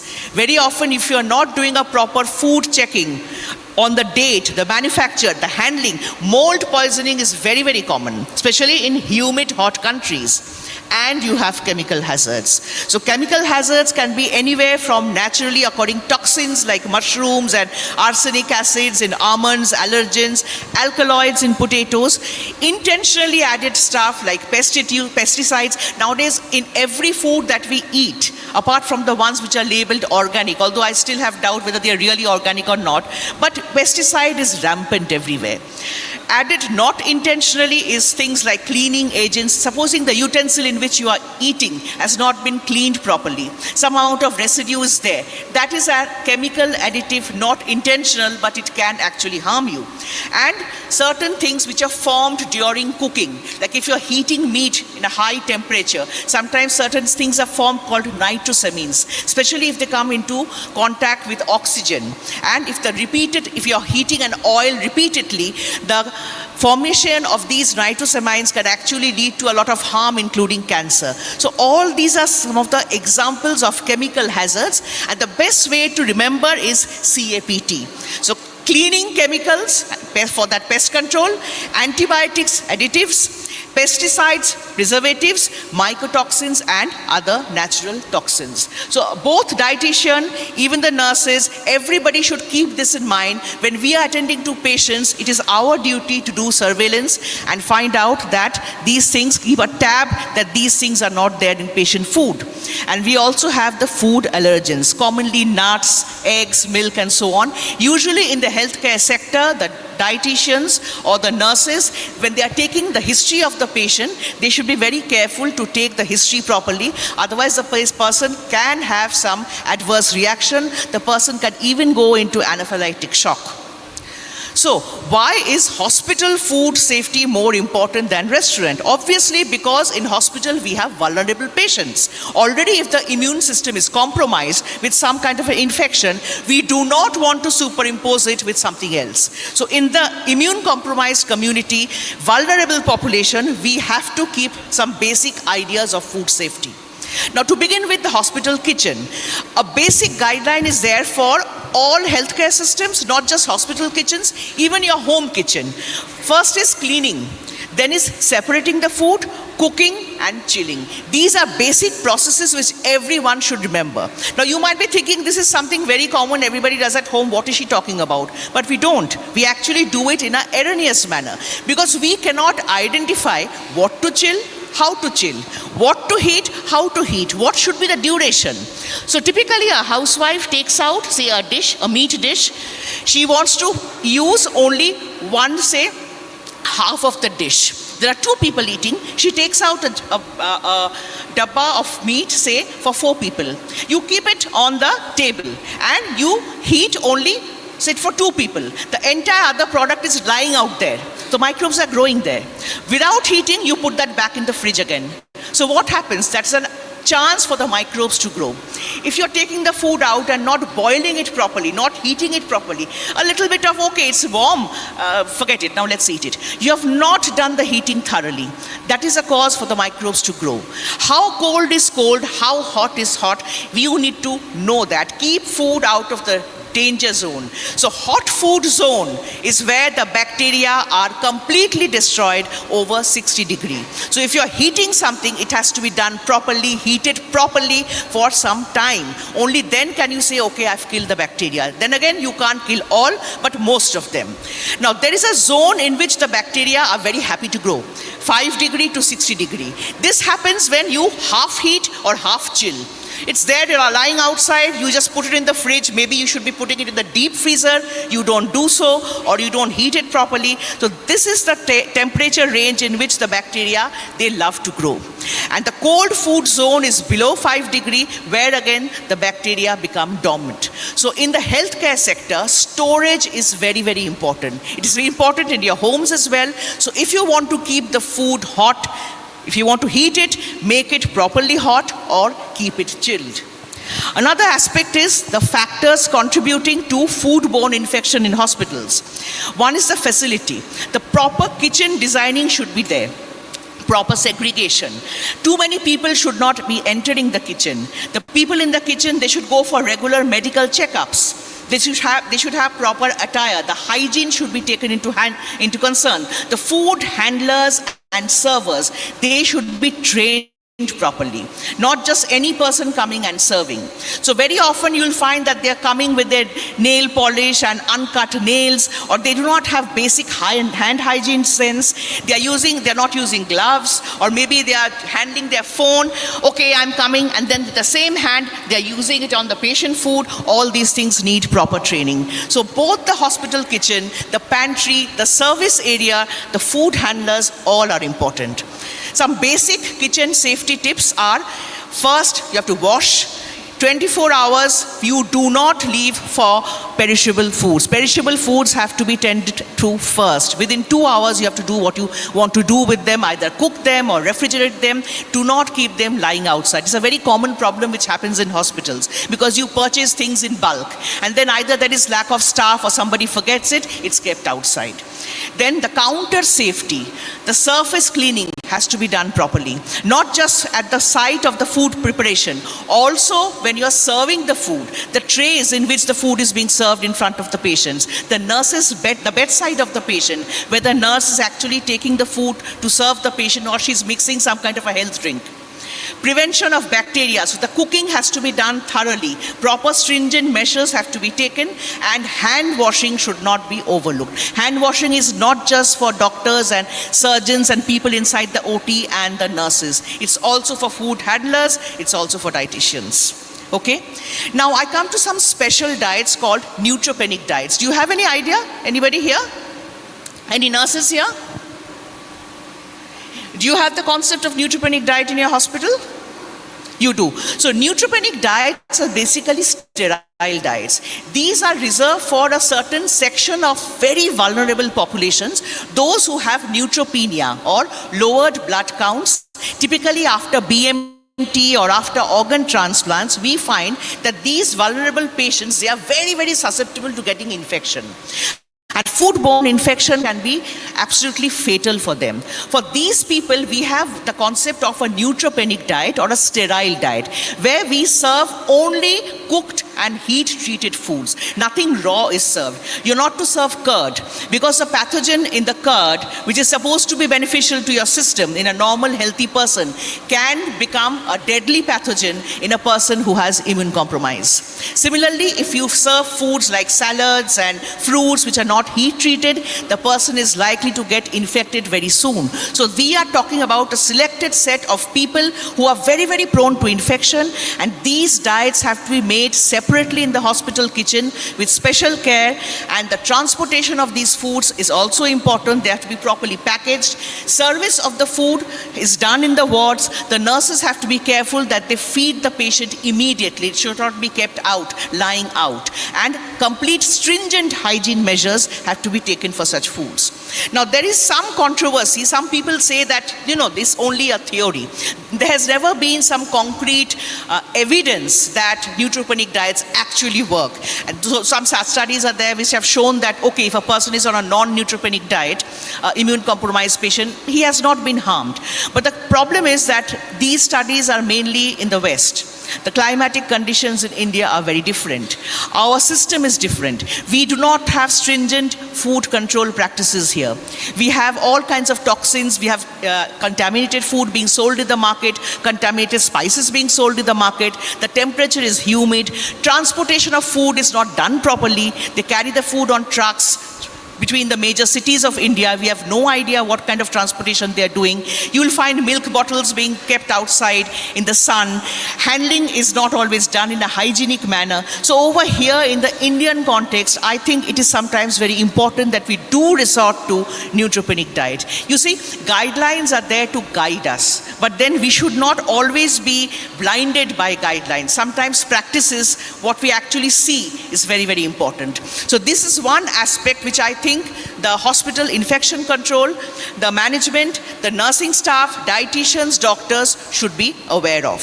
Now the second very important point is regarding the liquid feeds that we give to the patient. You must be having patients on Ryle's tube feed. Typically in an Indian hospital we give kitchen-based feeds. So they mix all kinds of things and they are sent in bottles to the different areas. But how is the handling being done? First of all, if the preparation is not being done properly, if the hands are not clean of the person who is making the feed, the water, you heard the earlier speaker talk about the importance of water. What water are you using? How are you mixing the ingredients? Is a mixer clean or not? And where are you putting the homogenized or blenderized feed? The bottles, are they being cleaned on a regular basis? Very often we find that the patients, they have diarrhea after blenderized feeds. And the reason is that the ingredients, the food ingredients that you're using in the feed, they have fat. Right? So after pouring the liquid from the bottle, they are sent for cleaning, but very often they are not cleaned thoroughly, or maybe hot water is not used. So all these fat particles, they stick inside the bottle. And then again a fresh feed is given, it is contaminated. Or it may be that after feeding the patient, the nurse has kept it lying outside for a long while, or has not refrigerated. There is a hang time for each feed. How long can you keep the kitchen feed outside? Does the dietitian specify that? She needs to specify that this feed I am sending at this time written over there, this you have to use within say 1 hour or 2 hours if kept outside, or if you are putting it in the freezer, make sure you take little out at a time and finish it off between say 6 hours or 8 hours. Not keep it there and continue for 2 to 3 days. We also have something called a hang time for the non-blenderized feeds. Nowadays what we do, we use these commercial nutraceuticals because there the chances of contamination are much less, although they are more expensive, and patients sometimes they complain, why are you giving me these powders? I can have dal, chawal, anda. As if that is natural food. The reason why we resort to these commercial powders is that they are very, very hygienically packed and there is the least chance of contamination. You just take it out, you mix it and you feed the patient. But there again, it is very, very important that the nurse follows certain protocols. You also have a hang time for such formulae. You cannot mix a formula, keep it outside. Okay, so the best method of feeding is to do it through a feeding pump. A is a ready-to-feed liquid in a feeding system, and B is yet another one, a reconstituted powder feed, open container, and one is a closed container. So A is a closed feeding system where you are using a ready-to-use liquid which you are not touching. You just turn the bottle upside down. It's a completely closed system, minimum contact, so there is no chance of contamination. And B is a rather open system, but still better than mixing the feed or giving a kitchen-based feed. Because why? You have a bag in which you take the reconstituted powder in bulk. So it's a single time you make it. You put it in the container and you just let the feed drip down. So basically what we are looking at is minimum contact when you're feeding the patient. That in that way the contamination will be less. Now unfortunately the benefits of ready-to-hang formula, they reduce nosocomial infection, they reduce actually healthcare costs because the patients recover earlier, they do not have secondary infection, they have prolonged hanging time and ease of administration. So basically nursing time is saved. The only thing is initially the costs costs are high. So that I think we have to explain to our hospital administrators. We have to understand who are the vulnerable people who actually need this. And I think if we counsel the patient and their relatives, sometimes they do agree. But of course, it's always a challenge. I mean, the financial part is always a challenge. Now, the 7 strategies to prevent healthcare associated infections. One is hand hygiene, environmental hygiene, screening and cohorting patients. Very, very important to screen which patients are more vulnerable. Surveillance, that is where we lack. We talk of theory, but surveillance is where we all are lacking, I think. Antibiotic stewardships. Remember, nutrition also has a very big role to play in antibiotic stewardship, and I'll explain that later on why. Following guidelines, but not getting completely guided by them, and above all, promoting safety culture. Okay, am I clear on that? Any clarifications? Okay, now I come to a very important aspect, that is food safety audit tips. Okay, so we have NABH auditors, they are auditing every department. Sometimes they do not come to audit the dietitians, isn't it? So we have to make ourselves known. We have to tell them that food safety is also an integral part of patient safety. It is important for the auditors to audit the dietetics department and the food handling as well. The planning and the preparation, the execution, prevention and corrective aspects, verification, audit, evaluation. If the auditors are not doing it, I feel that the dietitians should take the initiative and start doing it themselves. And the hospital administration should encourage the dietitians to do it. So food audit safety checklist would typically be like, identify and address the food safety gaps. Where are the actual gaps? Implement ongoing food safety measures. We all know the food safety measures theoretically, but it's the implementation that we lack. Stay updated with food safety regulations. It changes every day. Ensure facility and equipment maintenance. So sometimes we are talking about a lot of things. We are concentrating on the food, but we're not thinking about the equipment that is in which the food is being made. So we are talking about healthy food, okay, perfect temperature, but what about the mixie in which the food is being made? Or the microwave in which the food is being heated, that has not been cleaned for ages probably. So the equipment is also important. Maintain sanitation and cleaning. Remember, this is not just on the dietitians, it's also on the nurses, because the nurses are the ones who are actually giving food.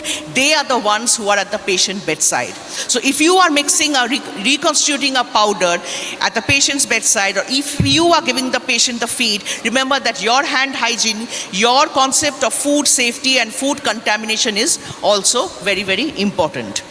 Now, all of you have heard of HACCP, Hazard Analysis Critical Control Points. I think HACCP should be there in every hospital.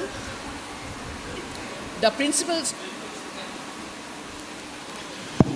principles include conducting hazard analysis for all the processes, determining critical control points,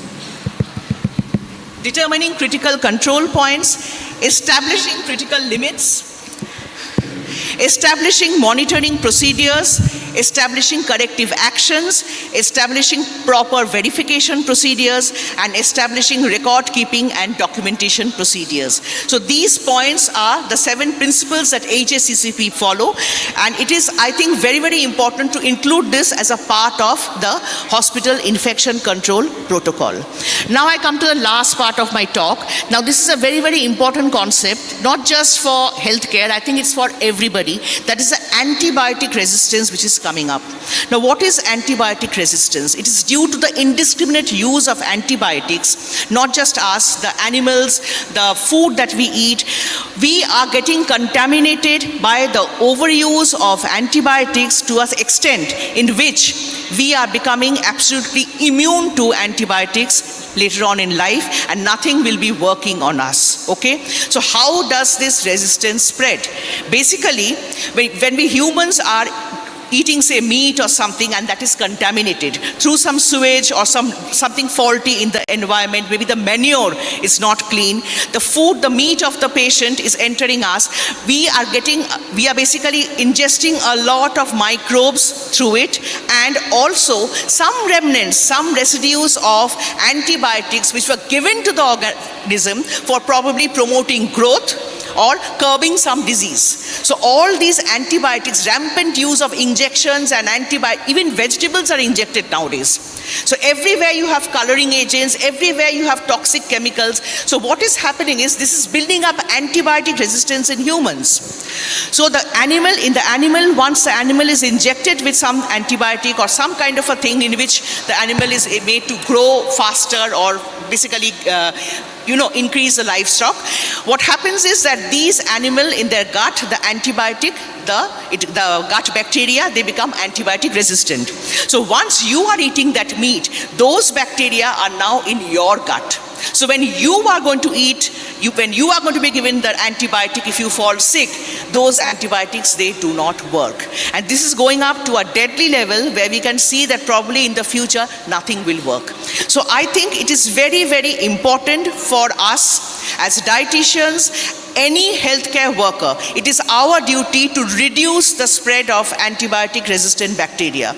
A doctor needs to do it. Why? Because your medicine will not work in future. A clinical microbiologist needs to do it because he understands very well what the future of microbiology is if this is going to spread more and more. A dietitian needs to use it because you have to educate the people. They must know what they are eating and they must know how their gut is getting affected. And the healthcare, the administrators also need to educate and make this a compulsory part of the hospital infection control procedures. So antibiotic resistance, the consequences, we do have some steps taken. We have had the Chennai Declaration in 2012. It promotes antibiotic stewardship. We have had the Red Line campaign, the National Action Plan. Globally, the EU has banned on preventive mass medication in animals. A lot of things have happened, but unfortunately, the dietitians and the nutritionists are not involved. So it is high time that we wake up and we start taking part in it. And I would also urge all the healthcare workers to join hands and to always encourage personalized treatment. Tell the patients, educate the patients on what is personalized treatment and not to indiscriminately use antibiotics and make them aware of what AMR is. Okay, so to end the talk, I would like to say that if you keep your food safe, then your future is safe, your patient's future is safe. But food safety is a responsibility to share. It is not confined to only the dietitian or only the micro lab or only the nurse. We all have to come together to ensure food safety in healthcare practice.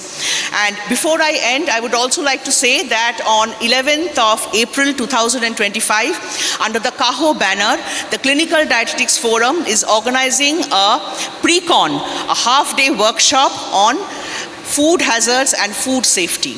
Okay, so we are going to have speakers from all over India. We are going to talk about different food additives, what harm they are doing, on antibiotic resistance, on microbiological contamination and food safety in general. Please remember the date, 11th of April 2025, and join us in Delhi. So with that, I end my talk. Thank you for your patient listening after lunch. Thank you.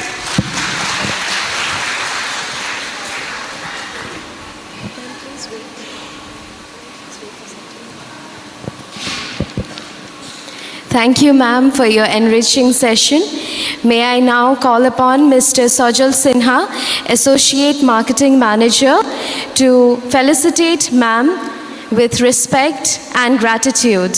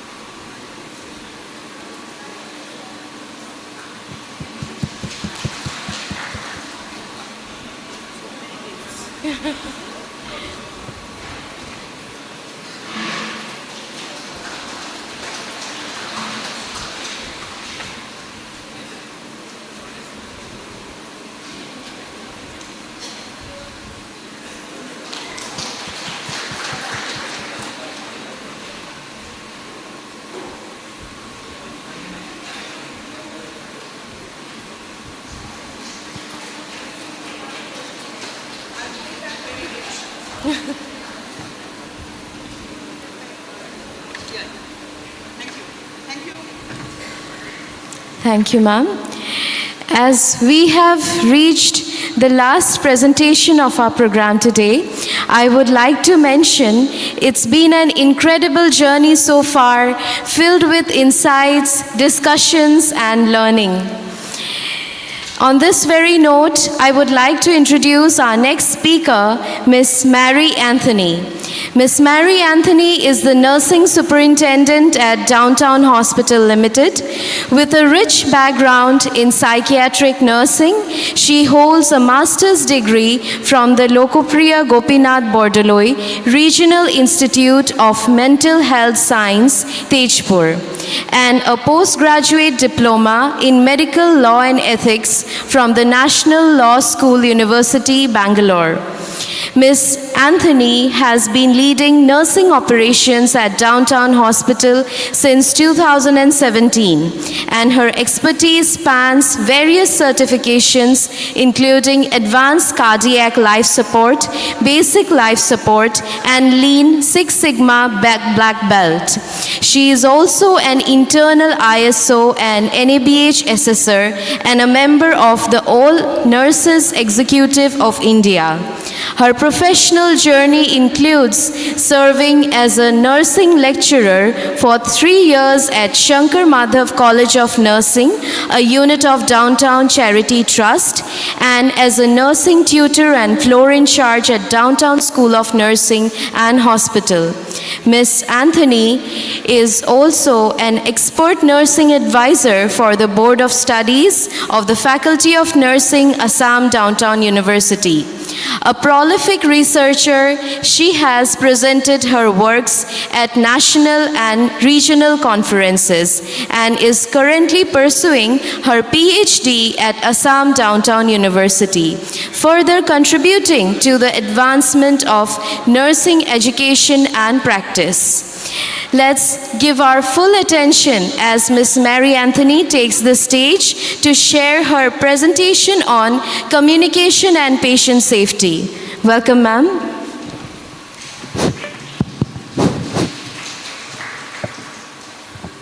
A warm good afternoon, one and all present here. Warm greetings from Downtown Hospital in Assam Downtown University. And thank you all for being a wonderful audience. My topic is on communication and safety. The vision of our hospital is care, cure, and comfort. And communication is a topic that has gained importance and an important initiative in our Saturday manager session. This initiative was the spearheading mind of our CMD, Dr. Enendatta sir, who emphasizes that communication is not learned in books. It has to be practiced, it comes by experience, and it is a process, a continuous process. So, post-lunch, I expect each and every one of you to communicate actively and not being passive listeners, and please give your undivided attention to this particular topic. As we all know, communication plays a very vital role in healthcare organization. Healthcare organization is very, very complex because we deal with a variety of disciplines coming under one organization, and our main focus is on patient care. A disclaimer, today whatever I'm presenting in this presentation is from the book by Dr. Alexander Thomas. It is his book that the managers of our hospital take a particular chapter and we ensure that it is discussed thoroughly. So whatever is going to be done today and whatever you are going to interact, it is just a copy of what we do in our hospital to ensure that communication is understood by each and every healthcare professional. So there are two chapters that we will be discussing today, that is verbal communication styles and listening with undivided attention. So this is the book, Communicate, Care, Cure by Dr. Alexander Thomas. Now, as we all know, there are 4 ways in which we human beings verbalize our responses to situations: aggressive, passive, passive-aggressive, and assertive communication. Now, lot of theory is done.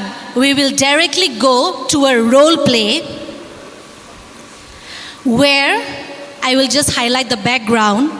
The author is making rounds in the ward when the nurse notices that he has done nothing about the uncontrolled sugars of a patient admitted with pneumonia.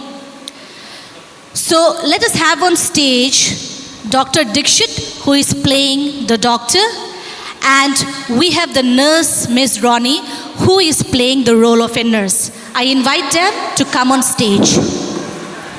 Please be attentive because there will be question and answers after this role play. Hello, hello. Hello, hello.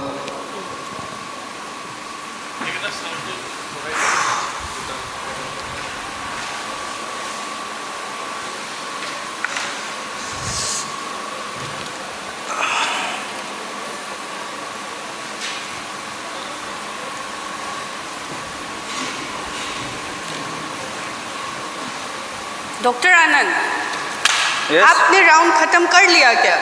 हाँ, क्या हुआ? Patient का sugar देखा है क्या आप? क्या हुआ शुगर? इतना हाई है, आप कुछ भी नहीं किया पेशेंट का? जस्ट ए सेकेंड, आपका आवाज़ थोड़ा नीचे कीजिए। आप बैठ जाइए पहले, बैठ के बात कीजिए। बट आपको अच्छे से देखना है ना, राउंड करके ऐसे बैठे रहने से नहीं होगा। आप कुछ भी मेडिसिन नहीं दे रहा है पेशेंट को। पेशेंट को मेडिसिन देना मेरा काम है। I am the doctor and it's my patient. I know how to deal with my patient. You can't talk to me like that, doctor. I am also a member of the healthcare team. I am also a doctor. You are just a sister. You can't talk to me like this. Because of you, last time also one patient reached to ICU, remember? Because you don't communicate properly to us. I know how to deal with my patient. तो नहीं आप हो। मुझे मत सिखाओ। मैं doctor हूँ और आप नर्स हो। मैं आपको कुछ भी नहीं सिखा रहा हूँ। आप राउंड गया है, मैं आपके पीछे पीछे जा रहा हूँ, आप कुछ भी नहीं बोल रहा है। कुछ तो करना पड़ेगा ना। हम लोग चैम्बर में आके डिस्कस कर सकते हैं ये बात। राउंड्स में सिर्फ देखने गया था पेशेंट कैसा है, किसको क्या देना है, इसको मैं पता है। आप बैठ रहा है, कुछ भी तो नहीं कर रहा है। आप भी तो आके नहीं पहुंचा था यहाँ तक। मैं पहुंच के ही आपको बोला है। आप एक पेशेंट देख लिया, दूसरा पहले आप बोल सकता है ना, ये पेशेंट का ये कर दो सिस्टर बोल के। क्यों नहीं बोला?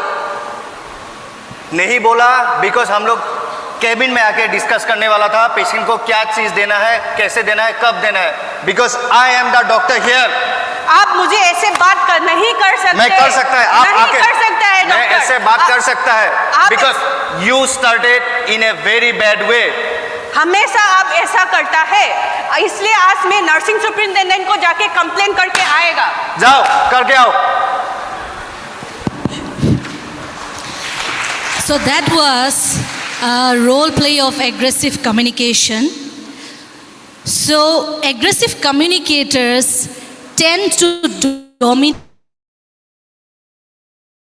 the other persons. There is always a win-lose situation or a lose-lose situation. A person either wins or loses. So my dear friends, I would ask the volunteers to give the microphones. What are the traits that you have identified in aggressive communication? Certain traits which make, sometimes we are all humans. We sometimes communicate very aggressively. So what are the traits that are common in an aggressive communicator? Yes. What are the traits common in an aggressive communicator? Yes? Please take the microphone. Yes. They speak with a high-pitched voice. High pitch, They yes. do not have eye contact. No eye contact. And they stop the conversations in between and try to overpower the one who is already speaking. Thank you so much. So aggressive communicators, their traits are, they are impulsive, they are loud, they are sarcastic, controlling, they try to blame someone else, and always there is a win-lose or a lose-lose situation. So that was a role play of aggressive communication. Next, we will have a role play of a passive passive communication. So here in passive communication, we ask our models to be ready. In passive communications, there's a scenario here between a doctor and a nurse. We will show you how a passive communication takes place.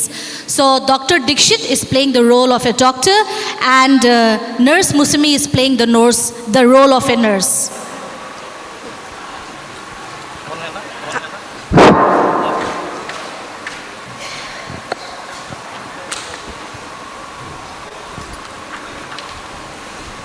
Good morning, doctor. Morning. Doctor, Yes. the patient sugar levels are high. So, Sir, shall we start with giving insulin? so are you asking me? You are ordering me? No, sir. I'm just asking, sir. No, sir. मतलब I'm so तुम तो sorry. Direct आके मुझे पूछ रहे हैं. Sir, doctor मैं हूँ कि आप हो? sir, आप हैं. तो मुझे आप गाइड कर रहे हो कि मैं आपको गाइड करूँगा? Sir, आप करेंगे. So you should say sorry, right?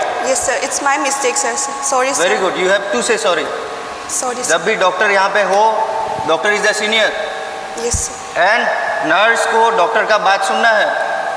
Insulin I कब agree, देना sir. है, मेडिसिन कब देना है, मुझे पता है. I agree, sir. I'm so sorry, sir. I won't repeat this again. Sorry, don't sir. Repeat it next time. Yes, correct? sir. Yes, sir. नहीं तो आपका कंप्लेन सीधा जाएगा इंचार्ज के पास. Sorry, sir. Please. Sorry, sir. You have I'm to so be sorry. Yes, sir. Okay. Yes, sir. Now do one thing. ये कौन सा cabin है?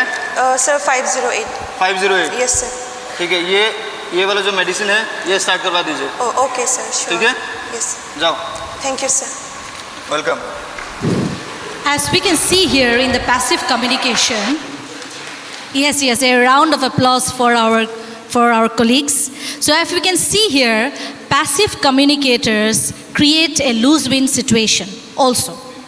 And here, the passive communicators believe that if they speak up, others will ignore or reject them. There is no psychological safety among the persons. So is there any common traits in passive communicators? Passive communicators, what are the common traits in passive communicators? Yes, this side. Common traits in passive communicators. We have already seen they don't speak up, they are scared, they feel that they will be embarrassed, they will be ignored, they will be shouted at, they do not maintain eye contact. So this type of communication is not at all healthy in a healthcare organization. In passive communication, the persons always avoid confrontation. If I say something, will it be ignored? I don't think my value or my input will be valued. They do not express their feelings or opinions or their needs, and they allow others to violate their rights. They feel insecure. You can see, you have already seen the body language of the nurse, very timid, insecure. They remain silent all throughout the communication. The next we will be seeing passive aggressive communication. So I asked the models to be ready. Passive aggressive communication. Here, Dr. Rimpi is playing the role of a doctor, and we have the nurse, Mr. Dixit.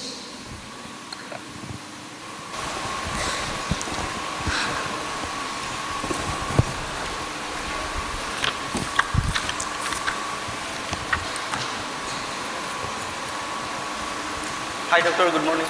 Good morning. Good morning. Yes? एक बात बोलना था ma'am. ये हाँ, बोलिए. 508 का जो ये पेशेंट है, तो कौन सा इसका- केबिन? ये 508. Okay, 508. हाँ. मैम, तो इसका जो बीपी है, शुगर लेवल थोड़ा हाई है, तो हम लोग हाँ. को तो शायद थोड़ा इंसुलिन वगैरह देना पड़ेगा. Okay. इंसुलिन देना पड़ेगा. तो आपको पता है इंसुलिन देना पड़ेगा. You check the sugar level of the patient. हाँ, आपने चेक. RBS चेक किया? हाँ, चेक किया. ओके, कितना मिला आपको? चेक किया मैम, यहाँ पे लिखा हुआ है ये this one. ओके, तो अकॉर्डिंग टू दैट अभी क्या इंसुलिन देना है? हाँ, insulin I think so ma'am. If you तो अगर आपको नहीं पता तो आप मुझे क्यों बोल रहे हो? यू नो और what? You are the doctor, you should guide. So I know ना, तो Yes, you know. So don't tell me. I know what to do. Yes, ma'am. And according to my advice, according to my instruction, you have to do all these things. Okay, Okay? Don't tell me what to do, okay? Okay. I know my job, and along with, according to my instruction, you have to do all these things. And please don't forget all these things, okay? Okay, ma'am. Okay. Any other things you have to say? No, ma'am. Okay, now start the insulin of the patient. Show me once again. This is the Okay, start the insulin, okay? Start तो करेगा ही, लेकिन इतना वो करते रहता है. अगर complain आ गया तभी अच्छा है. Mr. Dixit, yes ma'am. और anything? ये इंसुलिन जो ये है मैम, तो अभी देना है कि कब देना है? इफ़ यू इंस्ट्रक्ट फिर मैं दे इसलिए सकेगा. बोला है पहले RBS लेवल चेक करना है of the patient. Okay. Okay? Random blood sugar. ठीक है, ठीक है? मैम जल्दी देना है, नहीं तो कंप्लेन कर देगा मैम पेशेंट. अभी हाँ, ठीक है, आप बात कर लो पेशेंट से. अच्छे आप से जाने बात- से अच्छा है, आप सीनियर है इसलिए, नहीं तो कंप्लेन कर देगा मैम. इसलिए ओके, ठीक है, होगा. कंप्लेन करने से अच्छा है, अगर निकाल देगा ना तब अच्छा होगा. मैम अभी जा सकता है ma'am? No, wait, let me check. अरे यार फिर से कंप्लेन आएगा, फिर से निकाल देगा मैम. यस, हाँ, तो अभी जा सकते हैं हम लोग. Wait, let me check. Wait कर करके सब तो ऐसा ही है, तो कौन सा ही आगे वाला डॉक्टर ही ठीक था. Check the files. One second. The reports. Yes. Where is the reports? ये वाला रिपोर्ट में. Not this one. सॉरी, ये वाला. Yeah. Okay. Okay, we can start the insulin. आप चलिए आगे. Okay, thank you. Come. Complain करने से अच्छा है, निकाल देगा इसको, अच्छा ही है. So, what is highlighted in passive communication? Yes, audience, you need to communicate. So, what are the traits that you have seen in passive aggressive communication? By seeing the role play, was the facial expressions and the emotions tallying? No. The nurse could not express, or maybe the healthcare professional could not express the feelings, and the feelings and the actions were not correlating. This is known as passive aggressive communication. This type of communication also results in a win-lose situation. Here, the passive communicators believe that they are powerless, they feel stuck, resentful, and they keep on muttering to themselves. That is what you have seen here. It has been enacted rather than speaking up on an issue. They have difficulty acknowledging their anger. They delicately use sabotage techniques. हाँ, ठीक है, आप जाइए. Once you go, let me see who will take care of your patient. Widen conflicts instead of resolving them and create a lose-lose situation. So this was passive-aggressive communicators. Now let us look at assertive communication. Here, in assertive communication, we have Dr. Arindam, who plays the role of the doctor, and we have Dixit, who plays the role of a nurse. Assertive communication.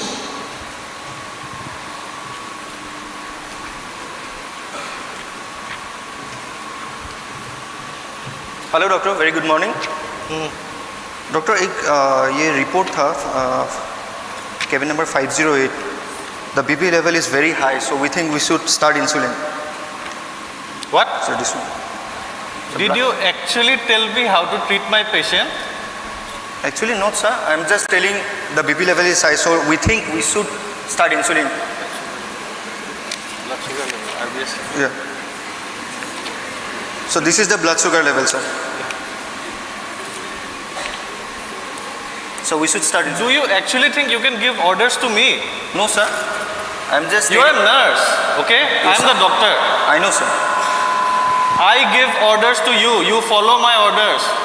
I know, sir. Don't try to give your orders to me. I'm not ordering you, sir. I'm just telling if we don't treat the patient will be shifted to ICU. So we have to treat the patient because we are from the same healthcare family. ठीक है, आप वो insulin start करो. Okay, sir. And just remember, I am the doctor, okay? Yeah, certainly, You are sir. the nurse. Yes, certainly, sir. You be like a nurse, I and know. you just listen to my orders and you follow them, okay? Of course, sir. I'm not testing your ability. I'm just telling we have to treat our patient in a right way. That's all, sir. वो RBS भी check कर लेना. ठीक है, sir. ठीक है. Thank you, sir. So in assertive communication, there is always a sense of respect, and persons feel that they can contribute without any breach in their psychological safety. They make good eye contact, body language is confident, and they speak in a well-modulated tone. It creates a win-win situation for both parties. So here, assertive communication is the style that has to be focused in all communication in healthcare organizations. Now look at this particular picture here. When a particular intern, a young intern, asks the particular patient that why you keep back coming to my professor, what is it that attracts you? The patient said very simply, she listens or he listens. Now look at this particular picture. Where is the earpiece and where is the head of the stethoscope? It is not at all in the ear. But she's so engrossed listening to the symptoms, listening to the complaints of the patient, that the patient is satisfied and the patient comes back repeatedly to the particular healthcare professional. What was spoken in the morning today, in 1 minute of interaction with the healthcare professionals, we keep on interrupting the patients every 18 seconds. So we must listen to our patients with undivided attention. There are two kinds of listeners, active listeners and passive listeners. Active listeners are those who participate actively. They listen, they contribute, they give feedback. Passive listeners are those who hear and understand the speaker's point of view, but they do not contribute. So let us see a scenario here of listening with undivided attention, and then we will be asking each and every one of you, what is your opinion on that? There's a scenario here where Mr. Sharma, who has been passing blood in the urine intermittently for the past 6 months, has come for a consultation with a urologist. So here we have Dr. Arindam, who is playing the role of a urologist, and we have Mr. Dikshit, who is playing the role of a patient.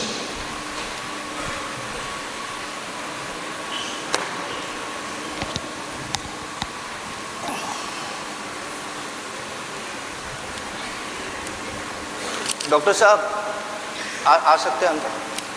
आइए। नमस्कार sir, नमस्कार। बैठिए।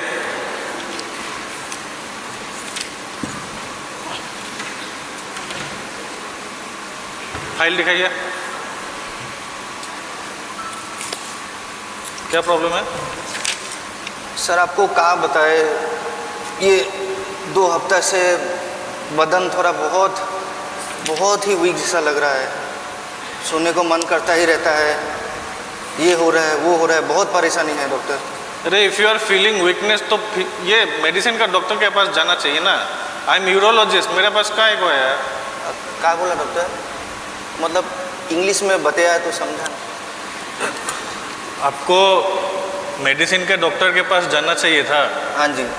मैं तो urologist है, अब मेरा urinary problem देखता है। आपका पेशाब में कुछ प्रॉब्लम है क्या? हाँ जी, वही मेन है। जब उस दिन पेशाब करने गया, पेशाब तो दूर की बात है, खून ही निकलता जा रहा है। कहाँ करे, बहुत दिक्कत है। कितना दिन पहले? ये कुछ 6 महीना पहले जैसे हुआ था, तो मैं तो बहुत घबरा गया। ये तो पेशाब निकल ही नहीं रहा है। आपका यूरिन में ब्लड गया 6 मंथ्स पहले और आप आज आए हैं मेरे पास? नहीं, 6 महीना पहले निकला, फिर मैं डर गया, डॉक्टर को दिखाए, फिर डॉक्टर बोला कुछ ये मेडिसिन लो, ये खाओ। मैंने खाया, फिर ठीक हो गया। फिर मैं सोचा एकदम मस्त टनाटन हो गया मैं। तो अभी क्यों आया है? अभी सर थोड़ा वो टेस्ट वगैरह किया थे, फिर टेस्ट वगैरह में बोला वहाँ पे भी खून निकल रहा है, लेकिन मैं तो खून देखा नहीं, पेशाब भी दिखा। एक मिनट, अभी फिर से खून निकल रहा है? ऐसा डॉक्टर बोले वहाँ का। कुछ टेस्ट वगैरह किए थे। क्लॉट्स था यूरिन में, कुछ ब्लड क्लॉट्स था? क्लॉट्स कब रहा? नहीं, क्लॉट्स बोले तो वो कुछ ब्लड का थोड़ा छोटा वो ओ हाँ जी ऐसा ऐसा ऐसा एकदम हाँ, lump नींबू type जैसा, हाँ नींबू जैसा, हैं? ऐसा जो नींबू का जो वो नहीं होता है वैसा एकदम निकला, थोड़ा सा बड़ा बड़ा करके। पेन था है? हाँ? पेन दर्द होता है क्या? वो दर्द तो थोड़ा भी नहीं था, एकदम मस्त है, सिर्फ खून ही निकलता है। क्या करे, बहुत दिक्कत है डॉक्टर साहब। ये तो बहुत खराब चीज़ है। क्या हो गया डॉक्टर? देखिए सिगरेट अब तो आपका यहाँ पे लिखा हुआ है, आपका हिस्ट्री में लिखा हुआ है क्रॉनिक स्मोकर है। You are a chronic smoker. बहुत बीड़ी पीता है क्या? हाँ जी, थोड़ा पहले बहुत पीते थे, बहुत मज़ा लगता था बीड़ी पी के, अभी थोड़ा कमाए है। ने देखो इधर पे लिखा है आप क्रॉनिक स्मोकर हो, ठीक है? आप क्रॉनिक बीड़ी पीता है, दिन पे 5 क्रॉनिक वाला पैकेट नहीं पीते थे, वो ऐसा गुच्छा में मिलता है ना बीड़ी। आप दिन में 5 गुच्छा पीता है ना? हाँ एकदम मस्त, ठीक नहा है। धो के खा लेके। उसका बाद में आपका यूरिन में ब्लड निकल रहा है, हाँ, यही क्लॉट्स दिक्कत है है, डॉक्टर। आपका पेन नहीं है, हाँ जी। ठीक है? ये सारा सस्पिशन है आपका ब्लडर कैंसर हुआ है। क्या बोल रहे हैं doctor?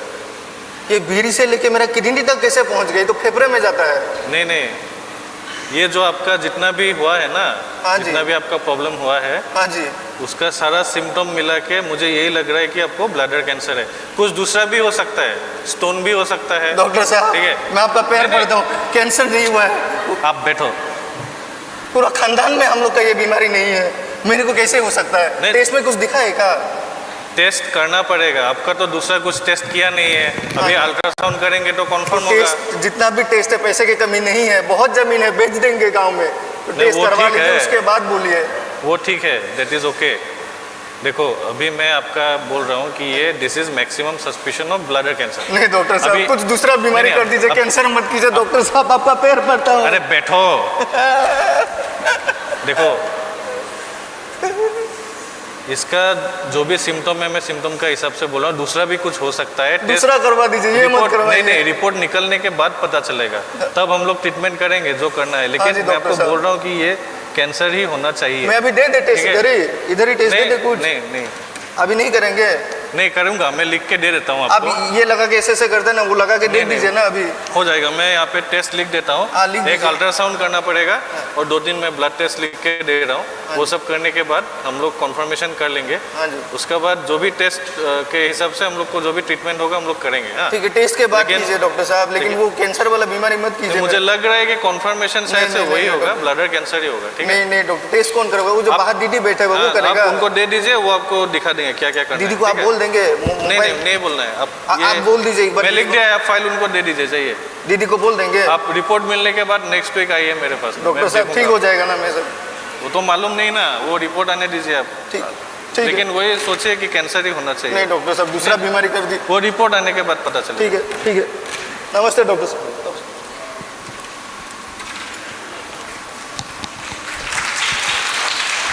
So now the question comes. Put yourself in the patient's shoes and evaluate this communication purely from a listening perspective. Do you feel that the patient was able to express all his concerns? How many yes?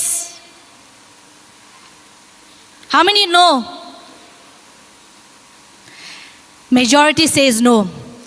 Is this some kind of scenario that you see or hear about commonly? How many yes? How many no? No hands. Do you feel that the doctor was a good listener? How many yes? Not even a single yes or one.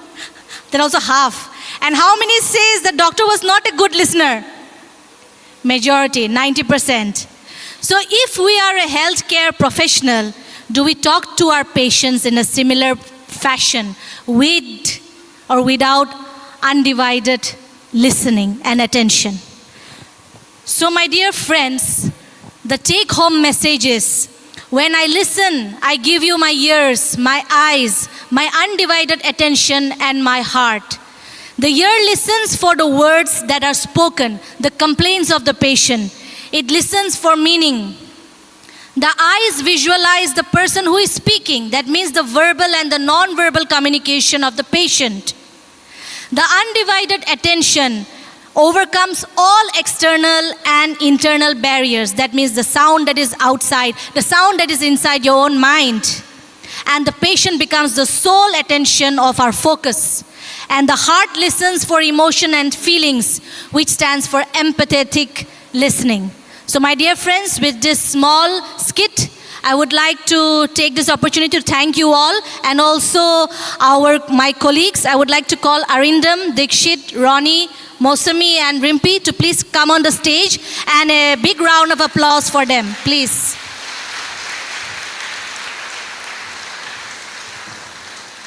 So we have Mr. Arindam, who is the quality analyst of Downtown Hospital, Mr. Dikshit, who is our security officer. We have Mrs. Ronnie, who is the deputy nursing superintendent. We have Rimpi, who is the floor clinical instructor come floor in charge, and Mosami. So if you see, they are not students, they are all managers, they are all healthcare professionals who are involved so that we ensure that we learn it, true learning, not just by reading textbook. So thank you one and all.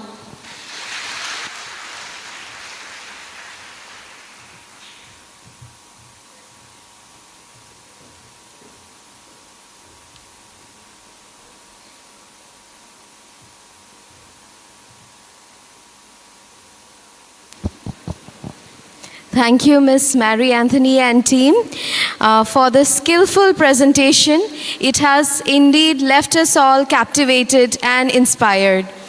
May I now request Mr. Arindam Bhattacharya, Quality Analyst, Downtown Hospital and Joint Secretary of the workshop today, to felicitate Ms. Mary Anthony.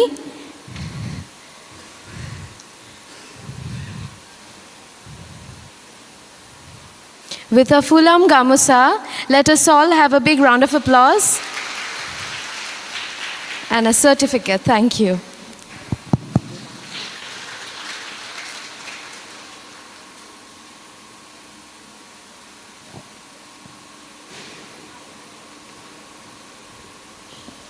Moving on, I would like to hand over the stage to Ms. Kaveri Bhattacharya.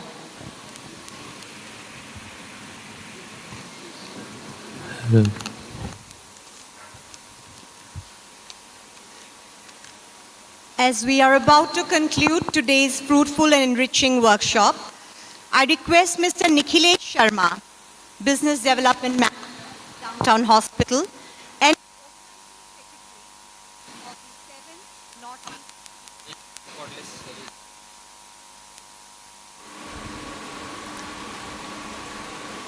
Mr. Nikhilesh Sharma, who is the Business Development Manager, Downtown Hospital, and the Organizing Secretary of the 7th Northeast Patient Safety Workshop, to deliver the vote of thanks.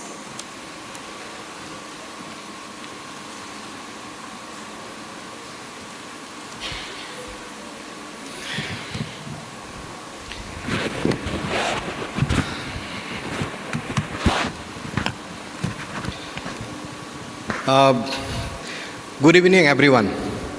I, Sri Nikhilesh Sharma, the Organizing Secretary of 7th Northeast Patient Safety Workshop, take immense pride and pleasure in delivering the vote of thanks. First and foremost, I extend my heartfelt gratitude to our distinguished speakers, whose wealth of knowledge, expertise, and invaluable insights have enriched this workshop.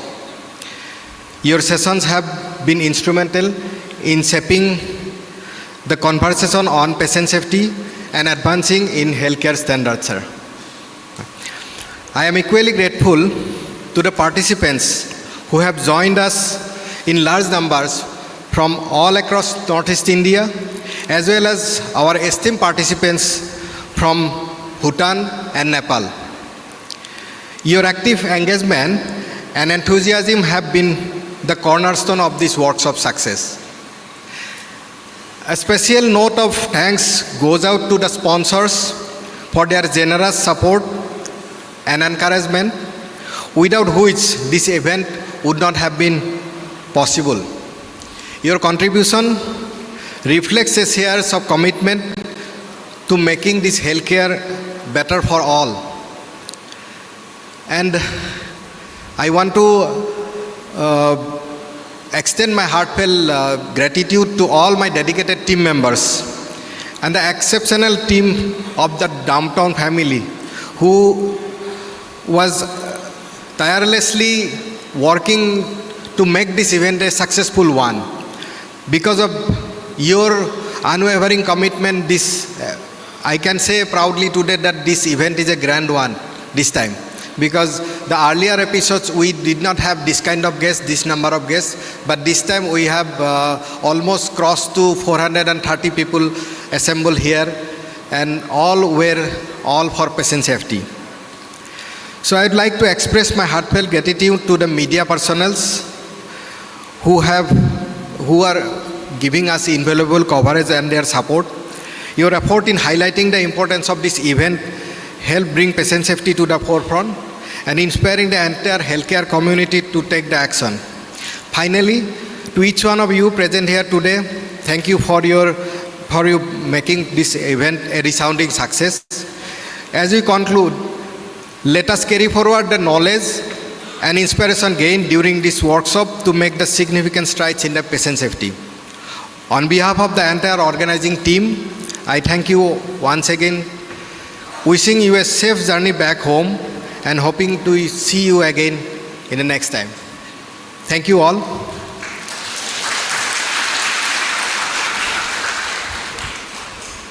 Thank you, Mr. Sharma, for very successfully conducting this workshop as the organizing secretary for 3 consecutive years now. On behalf of Downtown Hospital, I now request the members of the audience to join for light refreshments and high tea. Participants may also collect their participation certificates from the registration counter just downstairs and submit the feedback forms as well. Thank you.